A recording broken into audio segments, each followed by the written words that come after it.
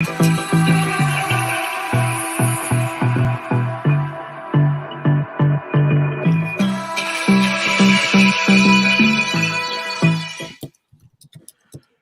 up? What's up? The penultimate edition of Same Old Arsenal USA. Stan is beside me. Rowan's below him. I've got Glenn. Ryan apparently is having some technical difficulties, but we will get him in here in just a second.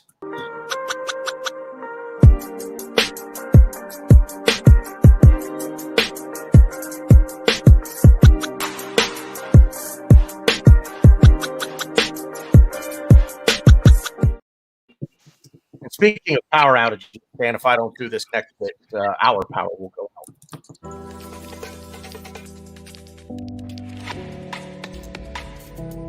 West Cork Beard Company make beard oil and beard balm for a strong, healthy, great-looking beard. Handmade from all natural ingredients in Clonakilty, West Cork. Check out their YouTube channel for beard care tips and advice, or catch them online at westcorkbeardcompany.ie.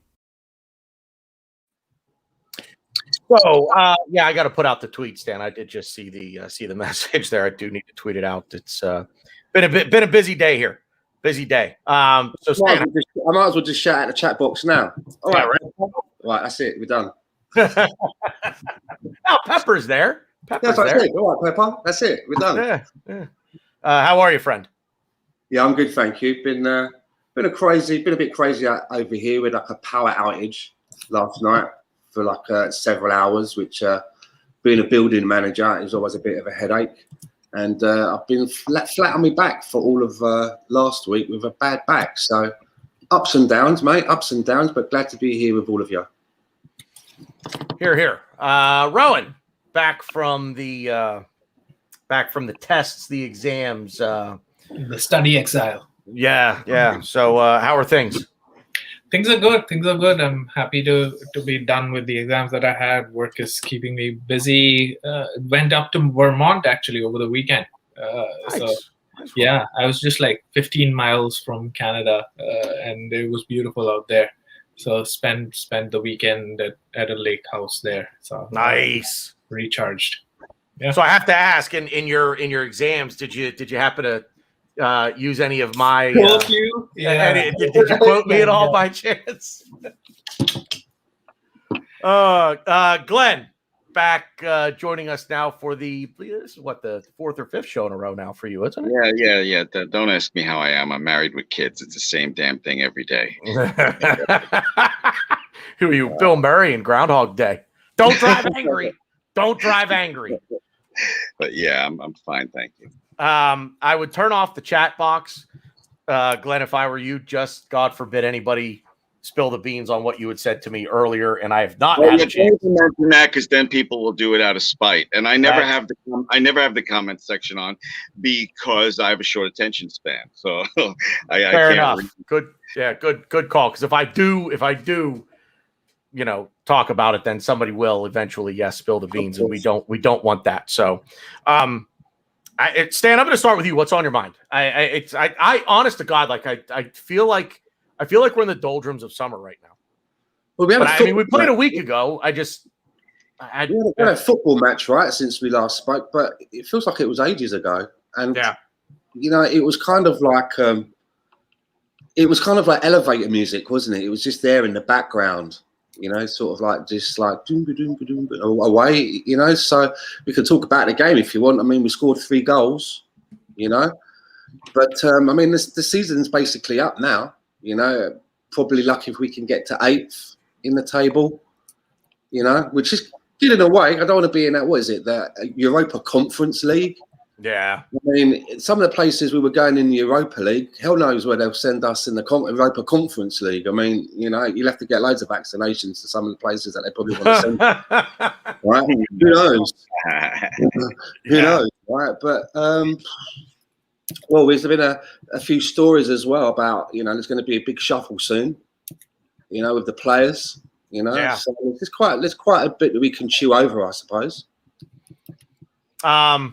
Yeah, we'll get into it. I guess I'll go through, Rowan and Glenn here, just, kind of what's on your mind here relative to Arsenal and yeah, Rohan, I'll start with you. I mean, we didn't have a show last week, right? So this has got to continue from the Europa League exit, right? Like that was the first game that we played after a last podcast, and which was the last game that really mattered. And I was telling you guys that game, I had an exam at 5 p.m. and this game was at 3 p.m. Eastern. I had an exam at 5 p.m. and didn't study enough. And what did I end up doing? Study? No. I watched that game. Make sure. and I saw and boy, you wish at 4. And you wish you would have just studied. Us get knocked out of the Europa League, and then I wrote that exam for 4 hours. I was in a bad shape. Stan, I caught up with Stan on Arsenal Fan Circle after that, and he can tell you I was devastated. I was broken. So, so that's what's been up. That's what's on my mind. The Premier League games, I watch it to distract myself, but they don't really matter. There's only one thing in mind, that our team is not good enough. And today, Chelsea, who were maybe a point or so ahead of us, our resurgence of form began with beating them on Boxing Day, and they've pretty much secured 3rd place from 10th place. Yeah, they're in the Champions League final, and we're still there. We got knocked out of the Europa League by a manager who used to manage us. That tells us everything we need to know about it. I'll just ask Glenn a second. Glenn, weren't you and I doing a watch-along for that match over with Terry and Diesel? I came in late on that. Yeah, that was awful. And that was awful, Stan, because that's what broke me, guys. The Villarreal, Arteta's performance in both games, his decision-making, and the players, not going to forget the players, Villarreal broke me. I can't think positive anymore. It took me off the fence and to Arteta out. When we played Chelsea a few weeks ago, I watched it because, like Rohan said, you can't not watch it. You just love the club and you just want to watch. You don't want to miss any of it. So I watched the Chelsea game with the worst attitude possible. We're a mid-table team playing spoiler against Chelsea on May 4th. And I was so disgusted. We won the game. I didn't care. I know some people got something out of that. Good for them. West Brom, same thing. No pressure. This team is fine when there's no pressure. That's how I'm. Oh, and the other thing, Xhaka. I got excited a couple days ago because there were some stories that Xhaka and Leno supposedly wanted to leave the club. Okay, Xhaka, I was happy about Leno. I wasn't, but I'm like, I'm not going to believe that, even though all the YouTube channels are putting out this stuff too. So I go to search the story, and it turns out the story is based on sources that know Arsenal sources that are worried Xhaka and Leno might leave. There were no direct quotes from anybody, and I just don't understand why people just read headlines. And look, I'm yelling 10 minutes into the show. That's not a good sign. That's why I've now coined you Angry Glenn. So.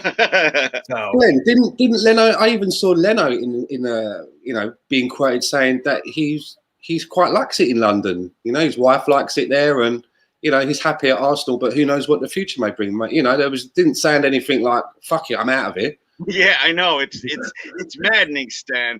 It's just like Arsenal fans are so reactive, instead. Don't just read the headline, because the media lies all the time. But this sounds like, Arsenal just ought to be from a football club. We just ought to become an Airbnb. People turn up not to win trophies. They turn up because they like London, right? Yeah. Ryan, finally, can you hear us this time? What? Yes. Yeah. Right. All right. Good stuff. You saw the private message, so keep your fucking mouth shut. For Glenn's sake. Just BG, just so you realize, I honestly believe I'm not going to make it through without hearing it. That I'm just gonna. So when it happens, don't feel bad, because I'm expecting it to happen. If anything happens on my end, Glenn, I will cut out my camera and my mic. That way you don't hear anything. Just to let the people know, because I don't want them to be totally clueless, I'm DVRing a sporting event, and I don't want to know what's happening in it. And that's all I'll say. Because people are probably wondering, what the F are they talking about? So there, I explained. Yes. I won't react, but Megan may be screaming, and she's very emotional with sports, so I can't make any promises for her. Okay, no, please move on from this. Wait, Glenn. So hang on, Ryan. Where's the ball gag that she uses on you? Just go put that on her. Yeah, it's been the wash. It's in the wash. You're bleaching it, I hope. Anyway, Ryan, how are you? Last night. What? Huh? How are you, man? Technical difficulties aside, we're all good. Yeah. That's what happens when you let the lady get a hold of your computer for work purposes. Sure. Blame the woman. Blame the woman. Right. What's on your mind with Arsenal? As it's been been a week since you and I actually did this and chatted, as we kind of impromptu decided to jump on for a little bit last week. But I swear to God, I just read Lone Star Londoner's comment, the ball gag, as the ball gag gang. Maybe. Jesus. Anyway, maybe. What's your just general thoughts right now on Arsenal and football and all that good stuff? I mean, I would like to say I'm probably the most positive of us five, but yeah, it's same shit, different day. I keep flip-flopping back and forth on how I think we should go and how I feel. I mean, I think Arteta is going to come good. Problem is, I don't think we have the time for him to come good. Problem is, I don't know who can we get in, and everyone's throwing names out there. Who's to say they're going to come? There we go. Ball gag media. I like it. So it's a very tricky situation. But end of the day, Arteta's not going anywhere. So I'm trying to keep a calm level head, and I try to look at as many positive stats as I can. Third in the league since Boxing Day, and obviously we are all aware that the league did not start on Boxing Day, but it's progress. I'm not going to say trust the process. I don't believe that. If we could get the right manager in, or if we can get a better manager in, I think we should do it. I just don't see that happening. So I feel like ride the wave, because me screaming Arteta out, me getting all angry, hissy-pissy, not going to do anything. He's staying. He's going to be here. Let's just hope we make some signings. Let's hope we make some moves. It's not all negative. I try to balance it out. If anyone listened to the Arse Bros on Friday, please. I mean, they go a little hard in the paint about it. On one end of the spectrum, I'll leave you guys to imagine which side they're on. But I feel like I can understand both sides. And funny enough, I shout out to Mike Hers. I've been talking to him, and I'm just, the way I've just gone through life, I can never take an extreme side on any opinion, pretty much, because I just think both extremes are just always. I just never agree with extreme. Yeah, and I think that especially with this situation, you have fans calling other fans sheep and burn it to the ground, and then you have fans that are saying, trust the process, but the process isn't doing really anything either, and you have to find. I mean, at least for me, I'm never gonna stop watching, and I know a lot of you. We're like, that's it. And fans too, like, that's it. I'm done. I'm not watching. I can't watch this team until we come good. I just can't. Like, as a fan, I don't care how bad my teams are. It's just not in me. I love Arsenal too much. I'm excited for the game tomorrow against Palace. I am. It's stupid, but I'm excited, and to segue into my beer of the week, it's pretty cool design. I don't know if you guys can see it, but it's a little nugget. It's like a crazy fucking cat. I don't know what the brewing. Oh, Front Porch Brewing, because there's a little nugget of hope, and that is it's a relatively long shot, but we're having the most disastrous season probably ever in our history. Everything's at its worst. We're not doing anything. We seem to can't we can't do anything right to most fans, but we still have a chance to finish in front of the scum. Do you know how crazy that would be? We're in severe lockdown, meltdown, worst season we've ever had, burn it to the ground, but yet we could still finish in front of the scum. So yeah, I'm gonna take joy in that. Yeah, it's what are we? I think we're 4 points back, 2 games left. Yeah. Anything could happen. Anything could happen, you know. And I always go back to the Newcastle game where I think they had to just get a point out of the Newcastle game. That was like 4 years ago. And Newcastle battered them 6-1, and we have our St. Tottenham's Day. So it could happen. So I'm excited, and you know, it's something I want to look forward to. So I'm going to have my little nugget of hope. So cheers, boys. Yeah, I'm at the point where I thought the game was this weekend, and when I learned it was tomorrow, I was like, God damn it, I don't want to watch it tomorrow, but I will. I'm gonna watch it. Yeah, I'm just at that point where I want the season over, and you know, it's all good. It's all well and good what Ryan was saying about finishing ahead of Spurs, but to me, finish ahead of Spurs, somehow miraculously get to 6th place. To me, the wrong manager's in place right now, so it doesn't mean that much to me. Real quick, I do, Glenn, you kind of already hit on it earlier, but Stan, I want to come back to you just real quick. We didn't get a chance to talk after the Europa League exit. So what just overall on that specifically was your, you know, where were your feelings at? Well, after the Europa League?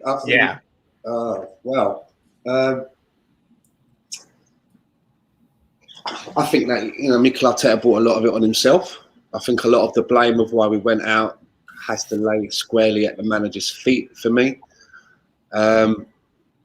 You know, listening to what Ryan was saying in the opening part of his statement, what I'm hearing is that he kind of subscribes to the fact that if we can get better players in, then we may get better. You know, like if he can get better players in, that's going to help us. But I'm of the feeling with Mikel Arteta that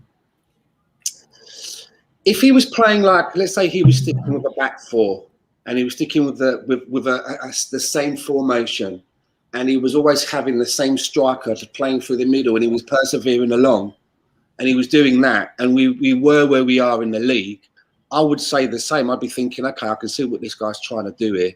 So maybe when he brings better players in, we can get further ahead. However, when you start doing things like playing ESR as a false 9, I just have to clock out. I'm just like, I don't get this. Do you know what I mean? It's you're shooting yourself in the foot. 1 minute it's a back 3, then it's a back 4. Then this guy has to play. You know, Thomas Partey's playing in the midfield on his own and is asked to do like 3 things. He's got no one to pass to. Then he's got this partner. Then he's got that partner. Then he wants to play Aubameyang on the left. Then he wants to play Lacazette through the middle. Then it's Eddie and Nketiah. It's just too much changing around for me. So I've kind of got to the stage where I'm like, well, I'm not sure that it's the players. Buying better players is the answer. If you're going to do moves like play an attacking midfielder who's just come up through the academy as a false 9, and then you've got other strikers that are sat there who are waiting for their chance, who play that position, I would be thinking to myself, if I was maybe Balogun or Eddie Nketiah for that particular game, I'd be thinking to myself, wow, the manager must think I'm really pants if he's not, you know, he's not going to give me a run there, and he's going to play this midfielder in that position. So I just feel that he's bringing a lot of this shit onto himself. He's overthinking it a lot, and he's not helping himself. Yeah. So I have a quick question for everybody. Not necessarily disagreeing with you, Stan, but my question is, everybody, do you think that we could all right now, I think you can ask the chat even, not really, I think it's for 5 of us right now. Do us 5 right now, can we all agree on a starting 11? Like bet the best Arsenal starting 11. Do you think the 5 of us could agree? No, probably not. I don't think that the 5 of us would agree, but I think that I'm just curious. It's the question. I'm not trying to prove a point. I was just curious. Mikel Arteta, in his role, what he's being paid to do, what he's supposed to be there to do, by now, he should know what his best 11 is. And, you know, he sees them a lot more than we do. He sees them every day in training. He sees them on the Zoom calls. You know, he sees them in the game. sees them on the coach there and back. He should know his best 11 by now. And you know what? Also, I'm sorry. Go ahead, Ryan. I interrupted you. I'm sorry. I was just saying I agree. Spot on. And the other thing with Arteta is he's so inconsistent in his starting 11. Someone gets to perform, and they're on the bench the next game. It's just maddening, absolutely maddening. And then you see a game like the FA Cup, and you look at a team like Leicester City, and you see how they're run, you know, and what they've managed to achieve in such a little space of time since they've come up, winning the league and now winning the FA Cup. And you see the way that the owner, I think it was the owner's son, right? The owner who had that tragic accident, it's now in the hands of his son. The way that he came onto the pitch and was celebrating with the team and with the manager, you know, you could see that this is a club that gets what it is, what they're about, and what it is that they're trying to do. They all seem like they're forging ahead with the same goals. And, you know, I'm going to say it, and I was always very quiet at the time, but when I found out that Arsene Wenger was no longer going to be Arsenal manager, and I was thinking about who I would pick, I said Brendan Rodgers. And if you may remember, I always refer to him as David Brent, because he's got his personality, some of the things that he does, the way that he is. I mean, he's got a huge picture of himself in his house. It's this huge picture. I mean, it's like when only wrestlers can wear T-shirts with their own face on. They're the only ones that can get away with it. Do you know what I'm saying? Only wrestlers can pull that off. Can I just add to Stan? He was describing that beautiful FA Cup winning scene on the pitch, and something happened to me, and I hate. This is one of the most wasteful, hurtful emotions you can have, but I couldn't help it. I was jealous. 100%, Glenn. I want our club to be like that, and I don't let jealousy overcome me. But in that moment, I felt jealous. And just before I can finish it, I'd like to finish off just by saying as well, I looked at that team and you looked at some of the players that have gone through there and you think how they managed to spot a player like Kante, yet we passed him up and decided to spend the money on a player like Xhaka. I also looked at that defender, the Turkish defender that they have, Sayuncu. We were heavily linked with him. He was going for a very reasonable price. We decided to go with Mustafi. I mean, I'm looking at comparisons like that and I think to myself, how have we got us into this state? And look how, you know, the little train that could, you know, in Leicester, look what they're managing to achieve. And when they won that game, I was really pleased for them. And I laughed my tits off when VAR really and that, you know, I was like, this is probably the only time in my ever that you're going to hear me saying like, well done for introducing VAR into football. What a great idea. That was worth the admission fee alone. Rowan, I want to circle back to something that Stan said, and the idea that Arteta has said, well, just give me better players and we'll be fine. Isn't that an admission of a pretty severe lack of coaching ability? If you're saying, well, look, I can't do it, I need better players, so get me better players, because shouldn't he be coaching up the players that we currently have? No, of course. You know, that just shows that he doesn't have enough faith now left in his coaching ability, which was his selling point. But that being said, you know, yeah, we don't have players good enough to win the league or to maybe finish in the top 3, top 4, but we're not supposed to be 9th with the quality of players that we have, with the wage bill that we have. We're not supposed to be 9th or 10th or 15th that we were for most of the season, right? You know, that's not supposed to happen, and that's a loss on himself. You know, just look at this Europa League semi-final. We didn't lose because the players played badly. The first leg we lost because of tactics, you know, because of ESR playing as false nine, because of the way it was set up. And, you know, we got away with it. We scored an away goal. Somehow we scored an away goal. 2-1 was a good result. In the second leg, we went there to defend and to score 1 goal. We didn't go there to score 2 or 3. We didn't go there to, you know, really make sure that we go in there. So for all of the people who say that defensively we've been better, that's because we just don't score any goals. We try to sit back and we don't even do that properly. You know, today Brighton beat Manchester City. They were 2-0 down. They beat them 3-2. You know, they scored 3 against Manchester City. Leicester beat Chelsea, who were in the Champions League final, and we couldn't beat Valencia.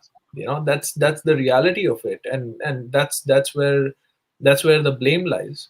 Chelsea and us were in the same position. They're in the Champions League final, and we're out of the Europa League semi-final. So to Mikey's point here, can we agree that for a team to be successful, they need both talented players and a good manager? I'll disagree with this statement insofar as I've said this ad nauseum on this program and other programs.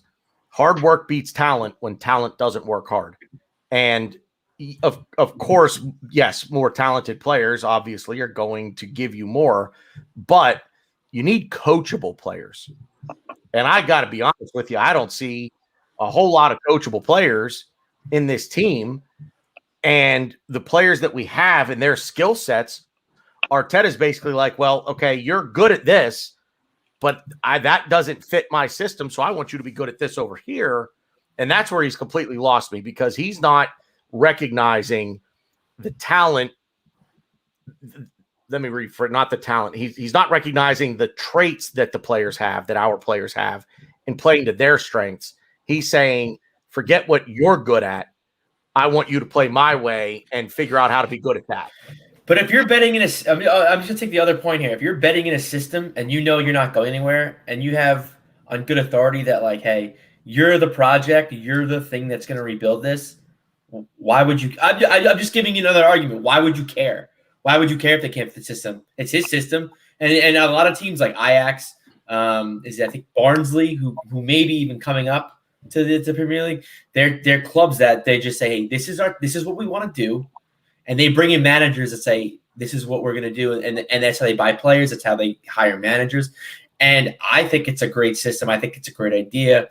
But yeah, like, I don't know. I've always said this. I just think Arteta, I know he said it when we got knocked out by the Real. He's like, oh yeah, my job's at stake. I worry, but I don't know. I think that's just lip service. I don't think he thought, like you guys said, ESR is a false nine. I don't think anybody in their wildest dreams could be like, yeah, this could work. Like this can be like a good idea. And you think like an experienced player like Willian didn't really work with him. It's not going to work with a young guy who he's still learning himself. And you're going to play him as a like that.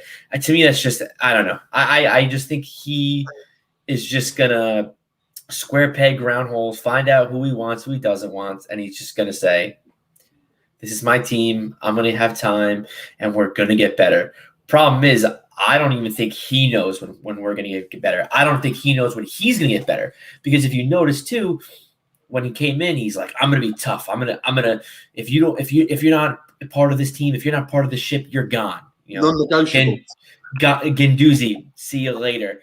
And then now it turns into, there's probably others, but now it's kind of like, oh, like Pepe, you don't really, oh yeah, you're gonna play the bench. But then it's like, yeah, but he started playing well. Like, yeah, that's an example. So I don't know. His player management is not good. I think it's gonna get better. He's a smart guy, but it's growing up, you always, and this is kind of a stretch here, but you're always like, you have like the typical like nerd, the smart guy. He's genius. He can do calculations. He can tell you, he can teach you physics in 5 minutes. But can he talk to a girl? Can he talk to his friends? Can he make plans to go out and just have a beer and just sit and hang out with his friends? I think Arteta, in a way, kind of, he can't just sit down and have a beer with the boys.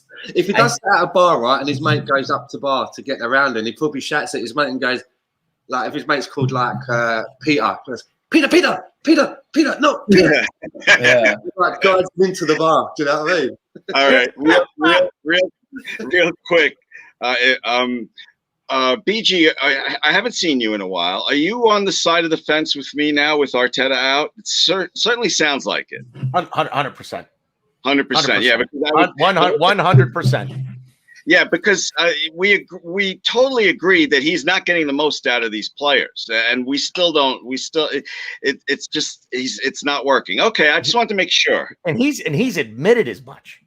He said, he came out in a story that came out last week, that he doesn't feel that the players gave him everything, that certain players didn't give him everything they had. Well, that's on you, brother. Part of your job is to make sure that these players are giving you 100%. And if they don't play. And therein lies his problem. The players that weren't giving him 100%, the players that weren't showing up, the players that were, cruising along, collecting the paycheck in the Arsenal retirement community, are the players that he kept relying on and saying, sure, go ahead back out there and go play again. Because as I've been saying all year long. What do you guys think he meant, though? There was one of his interviews recently where he kind of said that there was something else going on behind the scenes that he couldn't really talk about. And I was like, I said to you, like what? What is it? He's basically, like when you kind of like say like, do you know what I mean? I saw your wife last night, and the guy goes like, where? And go, no, I shouldn't say nothing. I don't want to stick my nose in where it don't belong. He done that. There's something big going on behind the scenes, but I don't want to talk about it. So, what I mean? Stan, you and I talked about this on another show. I don't remember when it was. Arteta has a way with words. My German mother would call him a shyster. He, excuse me. And I said to you, didn't I? If he was selling timeshares, I probably would have bought a week by now. Yeah. I was talking with someone that wants to give Arteta till Christmas, and he said, "Well, look, he's gotten all these great, these talented young players to sign." I said, "Yeah, because he speaks well. It has two edges there. But I don't believe a word he's telling me in press conferences anymore. And if there's something going on behind the scenes you can't talk about, I don't give a shit. All right, I look at what's happening on the pitch. So that's it. That's the way I feel. He's totally lost me. Villarreal, in the pregame show we did, I put on my Heisenberg hat and I was yelling. This is the game to show up. I put all my eggs in that basket. I said, surely the team and the manager will step up and beat this team that we are better than. And that's when he lost me. I think what makes it so much worse. How many of our strikers were actually available for selection in that game? Was Aubameyang missing? No, Aubameyang started. No, the game with ESR going as a false nine. No, Aubameyang was on the bench. Lacazette didn't get a shirt. So Aubameyang was on the bench, right? Okay, our captain, who's paid the most and has made his bread and butter going through the middle. Lacazette wasn't there. Was Nketiah on there? Yeah. Okay, he's Eddie was there. Yeah. Was Balogun? Did we take Balogun? No. Then why? Surely, if you're Aubameyang, you're just sitting there thinking like, if I just woke up in the multi-universe here, like, what is going on here? Surely. I think he has no intention. What is it that the manager could have said to you for his reason to put you on the bench? Club captain, striker, senior player. We don't think you're fit to start. That's what he could have to answer the question. And yes, I know, Stan, you hate that, but I'm pretty sure that was his first game in any capacity since he was his first. Yeah, it was. Then start with Eddie and bring a Lacazette on. I mean, they're strikers. I mean, Lacazette didn't get it. Lacazette wasn't. Sorry, I meant Eddie. Sorry, I meant Eddie. Yeah. Start with Eddie, and then Yeah, no, you're not wrong. I think, and kind of going back to what Glenn was saying, I think for me, because I didn't really talk about Villarreal, but to me, I think the worst, what hurt the most, and what really sucked the most was we didn't score. It wasn't like they beat us. It wasn't like it was 3-2. It was a nail biter. They just outplayed us. Obviously we beat ourselves, but it was 0-0. Like we didn't score. We didn't really impose our will on them. We're the bigger, we're the better, we're the better club, and we just we're not the better club. Well, I think on paper we play them 10 times, we win 8. So that's just me. But point is, and I'm not here to argue that, but point is, I think that's what really deflated me. And I was just like, "Fuck, man!" Like 0-0. Like at least go down fighting. Lose 1-0. Let them score in stoppage time because Leno was playing our false nine. I don't know. Like, come on. Like we played them twice and we lost twice. How do we play them 10 times and We didn't know. It was 0-0. We didn't win even once, and how do we win more? I still think we're a better team. That we match up well against them. We If just you didn't wanted to show up. experiment, then play Martinelli there. You know, you That's could have done another that. one. Another younger player, you know, same sort of a profile. And again, to be fair to that, we played him against West Brom, and he was not good as our center forward.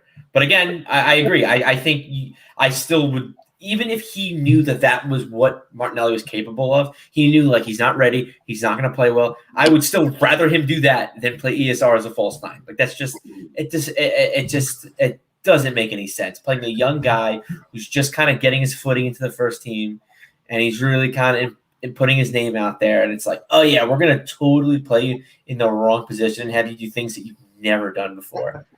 And to be fair, he's never at that point he had never scored for us. He had never really done anything stats wise. So it's like, well, what do you expect? Like, come on. I don't like his system.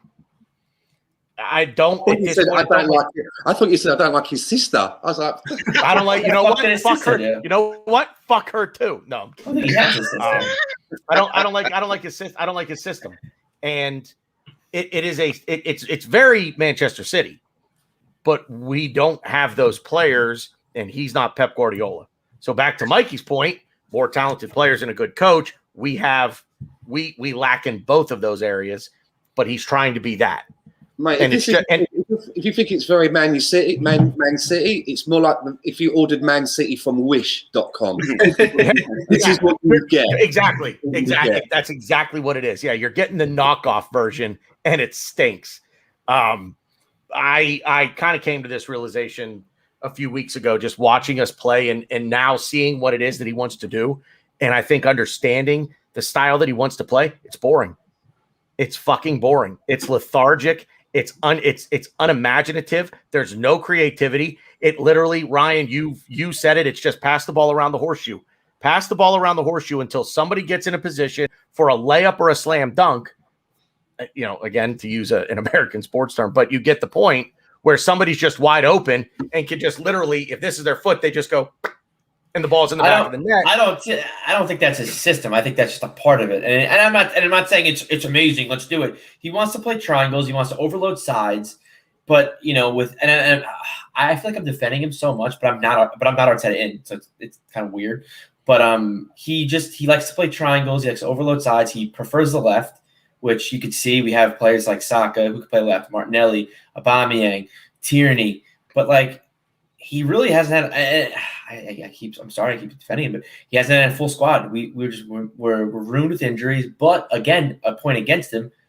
It's like, well, don't play Xhaka there. And to be fair, I kind of bought it. And I was like, yeah, Xhaka should play there. I don't like him in the middle of the field. I'd rather I'd rather him make a mistake on the left side of the field than the middle of the field where all the action is. But like, he takes away from Arteta's game plan. He takes away from what we can do as far as triangles and overloading the left side because he's just a liability. And that's what teams did. Teams like, all right, we're going to put our fastest, most attacking player on his side every game. And eventually it got to him. I think he did well for the most part. But like in every game, he was part of one of those mistakes that led to a goal. And like Richarlison, he did a good job on Richarlison. All it took was one goal. And that was it. Done. Chukwueze, same thing. All it took was one goal. That's it. Done. So it's man, you really just took everything that's gone wrong this season and you literally laid it at the feet of Granit Xhaka. Yeah, exactly. You literally laid it at the feet. You've totally taken the blame from Arteta, and you've literally laid it at the feet of Granit. No. I'm blaming Arteta for putting Xhaka there. Like it. It doesn't. Well, maybe you guys should use your ears because I was saying his mistake was playing Xhaka as left back. I bought in, but I don't like it. I think it was stupid. It took away from his tactics and what we wanted to do. It didn't make any sense. That's what I said. But okay, time out. Do we have 5 Arteta outs right now on this screen? Yes. Okay. I don't know if I'm Arteta. I don't know if Stan has actually said whether or not he's Arteta out. Have you said? I just assumed. So did I. Stan, are you Arteta out? I'm kind of really like 80-20%, 80 out. I've still got a little because there was a little part of me that just wants to back him because he's the Arsenal manager. Mm-hmm. Do you know what I'm getting at? I've said this before. Yeah. That I'm really, There's a lot of fans like that. But what I mean is, I'm really against the revolving door mentality that we'll get rid of him and then we'll get this other guy will come in and then we'll be going through another rebuild. And some of the players that Arteta bought, this new guy won't fancy that much. Do you know what I mean? All of a sudden, he'll put the kibosh on selling Jack up and go, no, you got to stay. Yeah. Things like that will happen, you know. And then this guy doesn't last well. And then I really just want I wanted it to be Emery. Whoever it was that the board appoints, I want them to be a successful Arsenal manager rather than being in flux. But there is a big belief in me that Mikel Arteta, maybe one day, he'll be a great manager. When Arsene Wenger came to Arsenal, I'd never heard of him before. We didn't have the internet and all that going on then, so I didn't know about managers in Japan. But by the time he came to Arsenal, he'd managed 5, maybe 6 football clubs in different places around the world. Learned his trade, knew the game. Mikel Arteta right now is where Arteta first, Wenger's first started at Nancy. It's a long time ago. BG, just let me ask Stan a couple of questions. Stan, if you were in charge right now, okay, Arteta would stay how long? You obviously would not sack him, but what would you say? You're going to sit down with him. Assume we don't get 6th place. We finish 7th. Okay, you're going to sit. You're in charge, Stan. You're in charge. You tell Arteta exactly what you want. Or even if it's your sack, but obviously you're not there yet. No, you see, when he first came in, Glenn, I always thought that the timeline where I could put my gavel down and pass judgment would be October of this year. Okay. That was from him being appointed. That's when I thought. But I'm seriously at a stage now where I think it would be a really big mistake to give him investment this summer, and then 6 to 8 weeks into the season. That there's no change, and then they pull the trigger, because then someone's going to come in and they're going to be working with what I had. It'll be like Tommy Tickle coming in at Chelsea. Oh, Tommy Tickle. Did you just call him Tommy Tickle? Yeah. Oh, Tommy Tickle. It will be the same thing, right? He's working with someone else's tool. So there is a big part of me that's thinking, if you know what? Because of where we are, we're so close to money spending time. Do you know what I mean, Glenn? It's a valid argument. And I was just asking. I didn't want to have a fist fight. I just was asking. That's all. And let me say this, okay? I find it a really difficult one, Glenn, because I really want to give him to that October, but now we might be getting a bit of money now. The story says, is this the guy? I mean, I've looked at some of the money that he spent. How he spent the money. That Willian thing for me is unforgivable. It's unforgivable. Yeah. Extending David Luiz's contract for me is unforgivable.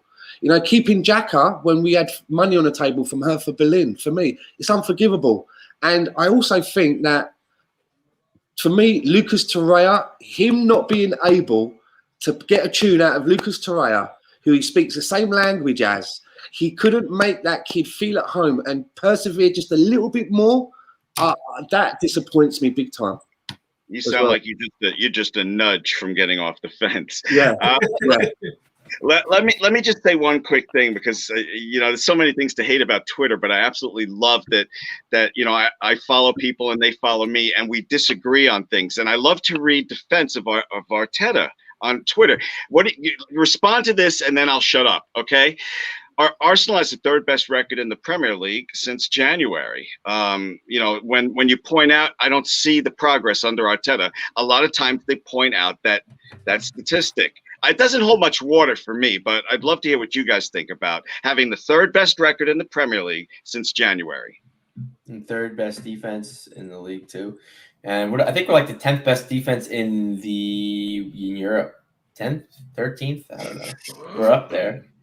And I don't see why you're laughing. I think that's good. I think what? It's nobody's laughing. You're making. I heard people laughing. I didn't see people laughing. I heard people. If you was laughing. Okay. If you don't score, you don't win. It's as simple as we don't score. He fixed the defense. I'm not the What best. did he fix? He's just like us sitting back. We were under the cosh against Chelsea for most of the game. Did they we score? won it based on Did they score? They didn't score because Okay. this was the argument that we used to have when we had Wenger, when we used to have all the ball and the possession, and we used to play well, and Chelsea used to score one on the counter, and we were just like, you know what, like we played with all the ball and the possession. Possession doesn't get you shit. Oh, I Right? agree. Like, so here, But now you're arguing that it does mean something. I'm we- confused now. we just scraped it, and using your example, 9 out of 10 times we would have lost that game, right? We would have lost that game, and we would have lost many other games that we were very lucky. I don't agree with that. That's fair. I gracefully disagree. With the third best defense in the league, I don't.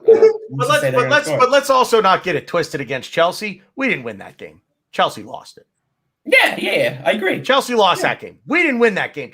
We didn't get our goal because of a chance that we created. We weren't even pressing Jorginho when he just turned around and he almost put the ball in his own net.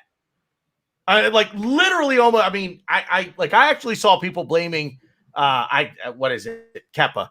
I actually saw people on Twitter blaming him. Well, because they don't know. But Tuchel was like, he's supposed to he could do that. You were blaming him for the goal. I mean, I'm people think goalie's got to be in the net. It's like dumbfounded there. But regardless of that, he did, I think, fix our defense. We are better. We're more organized defensively than we've been in a few years now. But the problem is that he has sacrificed scoring in the name of just don't let the other team score, and somehow we'll figure it out from there. That's not a plan. Because we could take positive from the fact that we didn't concede at home against Valencia, but what did that do for us? Got us knocked out of the Europa League.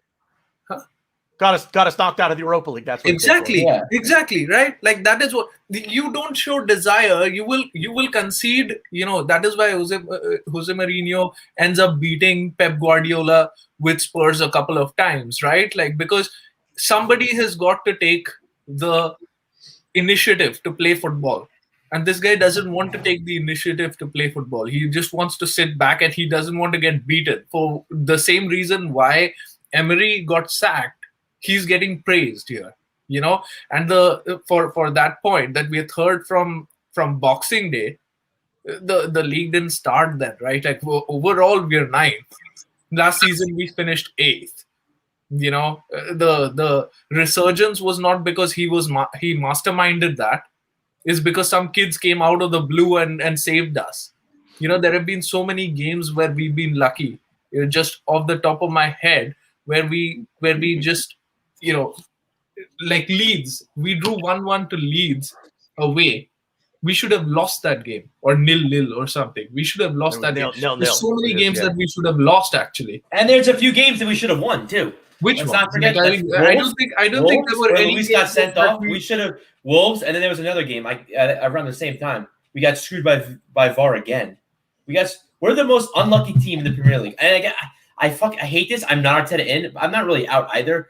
I'm kind of would stand on this. My balls are kind of hanging on the chain links. They kind of hurt, but Jesus, man. I'm in pain. I'm in agony because 1 minute I'm talking to Mike Hers and I'm like, oh yeah, I could do this. We could do this with Arteta. And then 1 minute I'm talking to other people and I'm like, no, like we don't have time. We can't wait for this guy to come good. We just can't.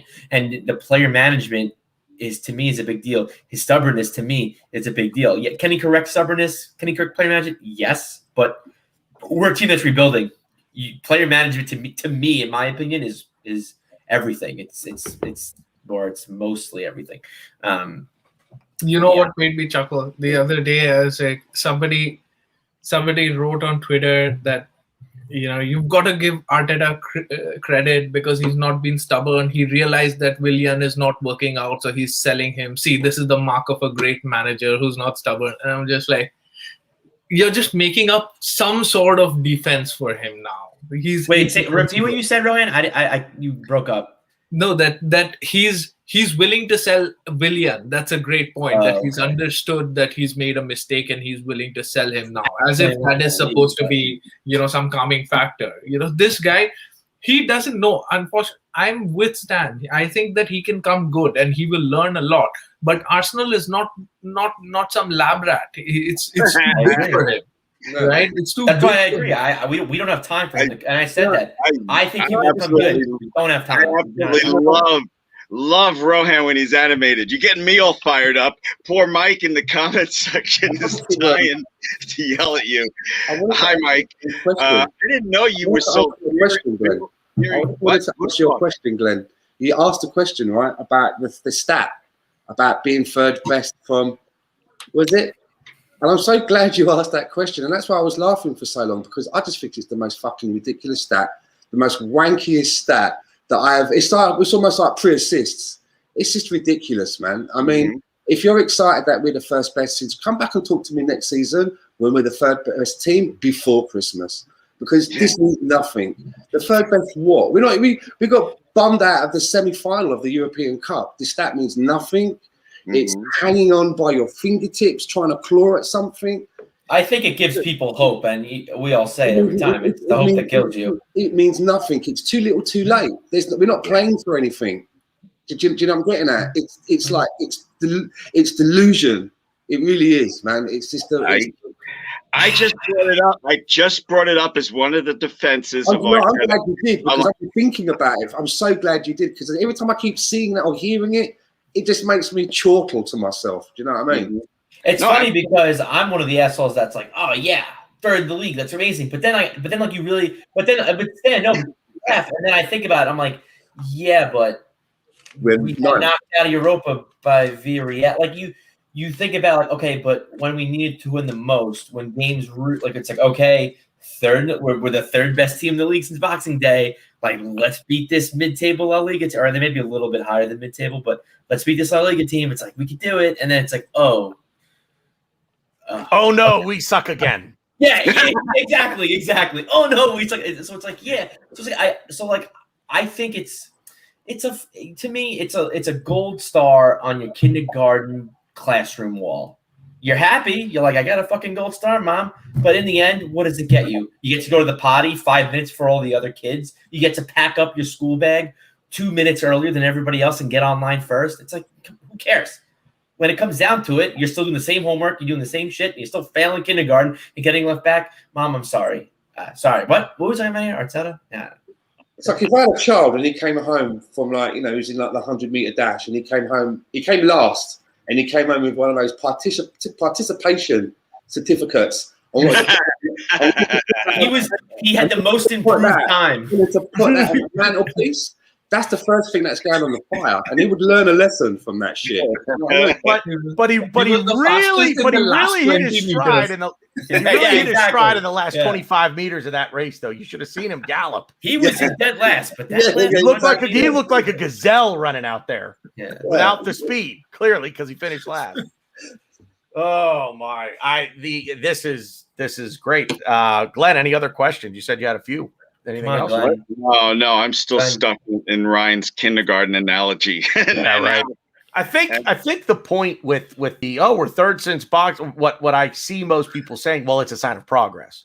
No, it's not a sign of progress. I'm sorry, it's not a sign of progress. Why don't you think so? I'm not. I think we're third in the league since Boxing Day, more because of the rest of the league than our own good play. The rest of the league is, I'll say this, with the exception of City coming on right around Boxing Day and really kind of, putting their foot on the rest of the league's collective throat, there's been a fair amount of parity. But like you've got the teams that, United kind of separated themselves, but then there was a backlog. Or a log jam of, from third to about 8th, where that could have shaken out any which way. Then from like 8th to about 15th or 16th was all jumbled. I mean, we were 15th for crying out loud when you think about it. And then okay. Now we're the table. What, 10th? We're 10th. We're 10th right now. But it's just we take a step forward and then we take 2 steps back. And that's literally what it's been. We're literally taking 1 step forward and 2 steps back because we're progressively getting worse. And when we take that step forward, everybody jumps off a bridge over it. Everybody wants to set off fireworks like it's the 4th of frickin' July. It's like it doesn't matter because then what you see is the 2 steps back. But then what I saw like after Wednesday was we took the step forward by beating Chelsea, and everybody was like, Twitter collective was doing somersaults and handsprings and cartwheels because we beat Chelsea. We did the double over Chelsea. I think it's no pressure. We're great when there's no pressure. Exactly, Glenn. Exactly. And as far as picking and choosing statistics like, oh, we're 3rd since Boxing Day, I don't buy it. It's just you're just picking a moment in time. If you watch a bad movie, but there's 5 minutes that's cool in it, it's not a good movie at the end. You know what I mean? Again, to be fair, we've been bottlers for so long. We couldn't handle the pressure since Wenger's days. So I think this is just I think it's also like a big thing of culture. And I blame Arteta, and I think he's a big,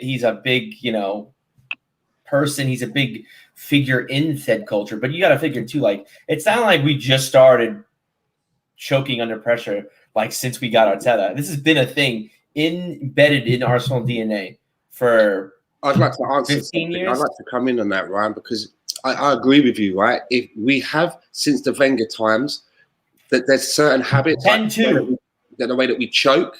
And in some of these occasions have been since the Wenger time. But I don't blame Arteta for that. I don't blame Emery for that or Freddie Ljungberg because since Arsene Wenger, we've had 3 managers driving the bus, right?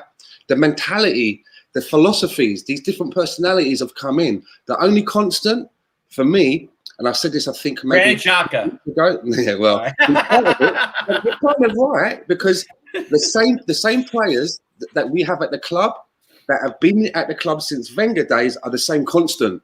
So if the mentality hasn't changed in the way that we approach games and the way that results happen, it can't be the manager because they've changed. They're coming in with different formations, different tactics, different philosophies. The one constant is Aubameyang, Lacazette, Granit Xhaka, Hector Bellerin, Chambers, Holding, any player that was at the club under Wenger. And I'm just working out as logic. They're the same constant. So the same problem, that's the only thing that's still the same. So what else could it be? Okay, let me say this, okay? Arsenal are the 6th biggest club in the world, but they don't feel like a big club to me anymore. The only time they feel like a big club is in the Europa League, in the qualifying stages, and we go, to Borat FC, and it's Borat FC's Borat FC's biggest game in 30 years because Arsenal's there. That's the only time I feel like a big club with them. Today, 3rd place played 4th place, Leicester and Chelsea. A big bare-knuckle brawls, pretty damn good game. I'm sick of Arsenal not being in these kind of games late in the season. I'm just sick of it. Villarreal broke me. Arteta, get the F out. Let's get some experience in there. All due respect. All due respect. Chelsea 1-0, not 2. Borat FC. I just want to say, very nice. Very nice. Very nice. But I also feel as well, I mean, I look back at Unai Emery, and yeah, I've done a little bit of rib tickling and a little bit of ridiculing. But, sometimes hindsight can be a wondrous thing. And I do honestly think that he was hounded out of the club, that the board never probably supported him like he did. He went in there with a profile of a player that he wanted, a left winger, even said that he'd spoken to the player, Zaha. The player was interested, and the board sat, they listened. And when he got up in the morning and opened his door to pick up the milk from his doorstep, what was sat on the doorstep with the milk? Nicolas Pepe. A completely different player, plays in a different position. And you know what? The way that he defeated us, he wasn't cocky about it either. And I kind of think that it's a bit embarrassing that the manager that we didn't put any stock in has come back to us and he's given us he's dumped us out of Europe. And again, if I was the owner, like Glenn said, and I was looking at all of this, I'd be thinking to myself, we might have pulled a bit of a Rickett here. Do you know what I mean? Yeah, no, I agree with that. You know, in hindsight, now that time has passed, I think that he did not get a good deal either. And the players did not help. No. Not only did he lose the dressing room, they were making fun of his accent, and that really pisses me off. Sniggering and training and stuff like that, you know? Yeah, so you know, so that gets me too. Unai Emery, if he came to my house tomorrow, I'd be like, hey, I owe you an apology, dude. You know, because the players did it. An apology, but keep away from my wife because he's a bit of a shagger, isn't he? Yeah. Manager. No comment. So yeah, I'm with you there too, Stan. I think the problem too is I think when Wenger left, we wanted to hire Arteta. Arteta wasn't ready. Arteta, I think he came out, or it's been said he rejected us when we wanted to hire him. So I was like, you know what? Let's just get a manager that can win us Europa League, get us in the Champions League. You know, we don't have to make it official. We don't have to be boyfriend and girlfriend on Facebook. We could just, you know, be friends with benefits and wait till Arteta's ready and bring him in and support him 100%. That's how I feel, and I agree. I don't know if I would apologize to Emery because I wasn't a fan of him in the beginning. I'm just not a fan of his football. I just didn't think he was the right fit for us. But to me, I think we just hired him. It's like, all right, we're coming off the rebound. We had a rough breakup with Wenger, you know, a long relationship. You know, you hire him. Yeah, you can maybe get me a car, help me out a little bit through these trying times. And then as soon as the hot girl at the bar is ready to go, Emery, see you later. I'm bringing home Arteta. Granted, Arteta's not the hot girl at the bar. Well, she is the hot girl at the bar. But when you wake up the next morning, which I'm sure a lot of us have had this happen, yeah. You're like, what? Are you doing analogies on top of analogies? You lost me. Yeah. He's like, Arteta's not the hot girl at the bar. Wait, Arteta is the hot girl at the bar. And then, she is. But then when you wake up, it's like, oh, fuck. You're watching her get out of bed in the morning and watching her tuck it back between her legs. And you're like, what? Sheena was a man. That's too long, Stan. Slapping your ass. Sheena was a man. More like Gino, but yeah, oh my god. Yeah. Rohan, jump in. I know you had some comments. Go ahead. For all of these third from Christmas, we've also lost the most number of games in our Premier League season ever. We've lost for the double against Chelsea. We've also Burnley has done a double on us. There's the least number of goals that we've scored in a Premier League season for I don't know how many years. This is also Everton has beaten us for the first time at home since like 1995 or something. There's plenty of stats that are there, which are we're still third best since Christmas. That's a stat as well, right? Number 3. Yeah, that's stat. That's why they say, right? There's lies, there are damned lies, and there are stats. So you take stats of, in the last 10 minutes, we've not conceded even once because we concede 5 like fucking before that. Nobody wants to score against that. That's the kind of shit this is. So, you don't need that, and you don't, I don't know why we've given Arteta so much that, after Wenger, Arteta, we wanted Arteta. Who is Arteta? You remember Glenn? Exactly. The bar when we were talking at the Man City game, and you said that, what do you think about it? Like, who is he? Like, just because he brought out cones for Pep Guardiola, that's what he's done. He was there for 3 seasons, and they didn't do shit. He's out of there, and they reached the Champions League final. Think about that. Right? Maybe he's the guy who was stopping them with his let's play ESR as false line shit. Nobody needs that. So that's where it is. You need some experience. And I know that, you can't just say Allegri and, Allegri's going to walk in. But, Chelsea keep getting big managers, or at least we have to think. We have to try, And if we don't do that, how much? We're guilty of finding something to blame and then sticking to it, and then not wanting to change our position, on the other side, and always being stuck to that thing, right? Wenger, we've kept blaming Wenger. Wenger's been gone for 3 seasons now, right? Like, and his players, those players are not on that contract. They've got additional contracts after that. So all of these managers have given them contracts, right? It's not like they've stayed on the same contract. So why is the mentality there? Because these are the most important players the managers, the 2 managers, 3 managers think are at the club. They play them continuously. I shred to think what would happen if we didn't have this core of players. We'd have a bunch of Williams playing there. You can't trust these managers and what they're going to do. So at Wenger time, I've watched 9 seasons of Arsenal not win shit, right? But I always wanted to watch the game because those 90 minutes were entertaining. It was painful after that. It was painful at the end of the season. But those 90 minutes was a hell of a ride. We'd have a go. People would counter us. They'd score. I'd get angry. We would score again. Something like that. Here, it's boring. I can't take it anymore. I don't want to watch this. I'll let you in a secret. The last 3 Premier League matches, I haven't watched them live. I've recorded them. I've watched them at my own time whenever, like before going to sleep, because it's the best bedtime story. Now, I'm being serious. That's the time I've watched it. And we won. So I think I'm going to continue doing that till the time that we lose. Maybe I am the one who's costing us. Who knows?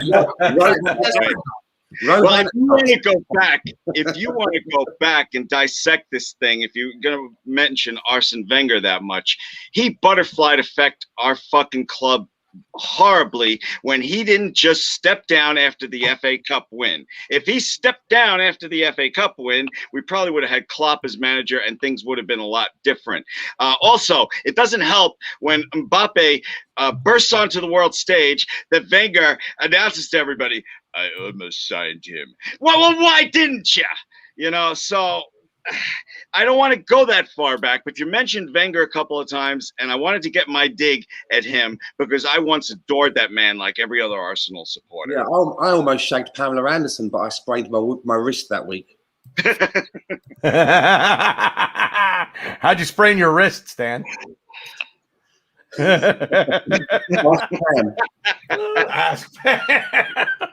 Oh my.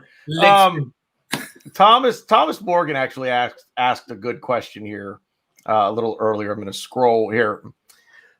Weird question, but does anyone hope we manage to sneak into Europa League or go a season without it? So what is because we are, believe it or not, still by the hair of our chins, still alive. We could still finish 6th. A lot of things need to happen, but we can still finish 6th. Can I answer questions? I got to pee. And then I'll listen to you guys answer that question also. I'll never root against Arsenal to not do, to be better. You know what I mean? It's like, I think we would be better off not in the Europa League, but I'm not going to root against that. That's all I'll say. I'll be able to hear you guys, but I really got to go. Go ahead. Don't forget to shake, Glenn. Don't forget to mute yourself. We don't want to hear the tinkling. Yeah. Stan. I'm one of these that I subscribe to. When I hear people that say stuff like, oh, yeah, a year out of Europe would do us good like it did Chelsea and Liverpool.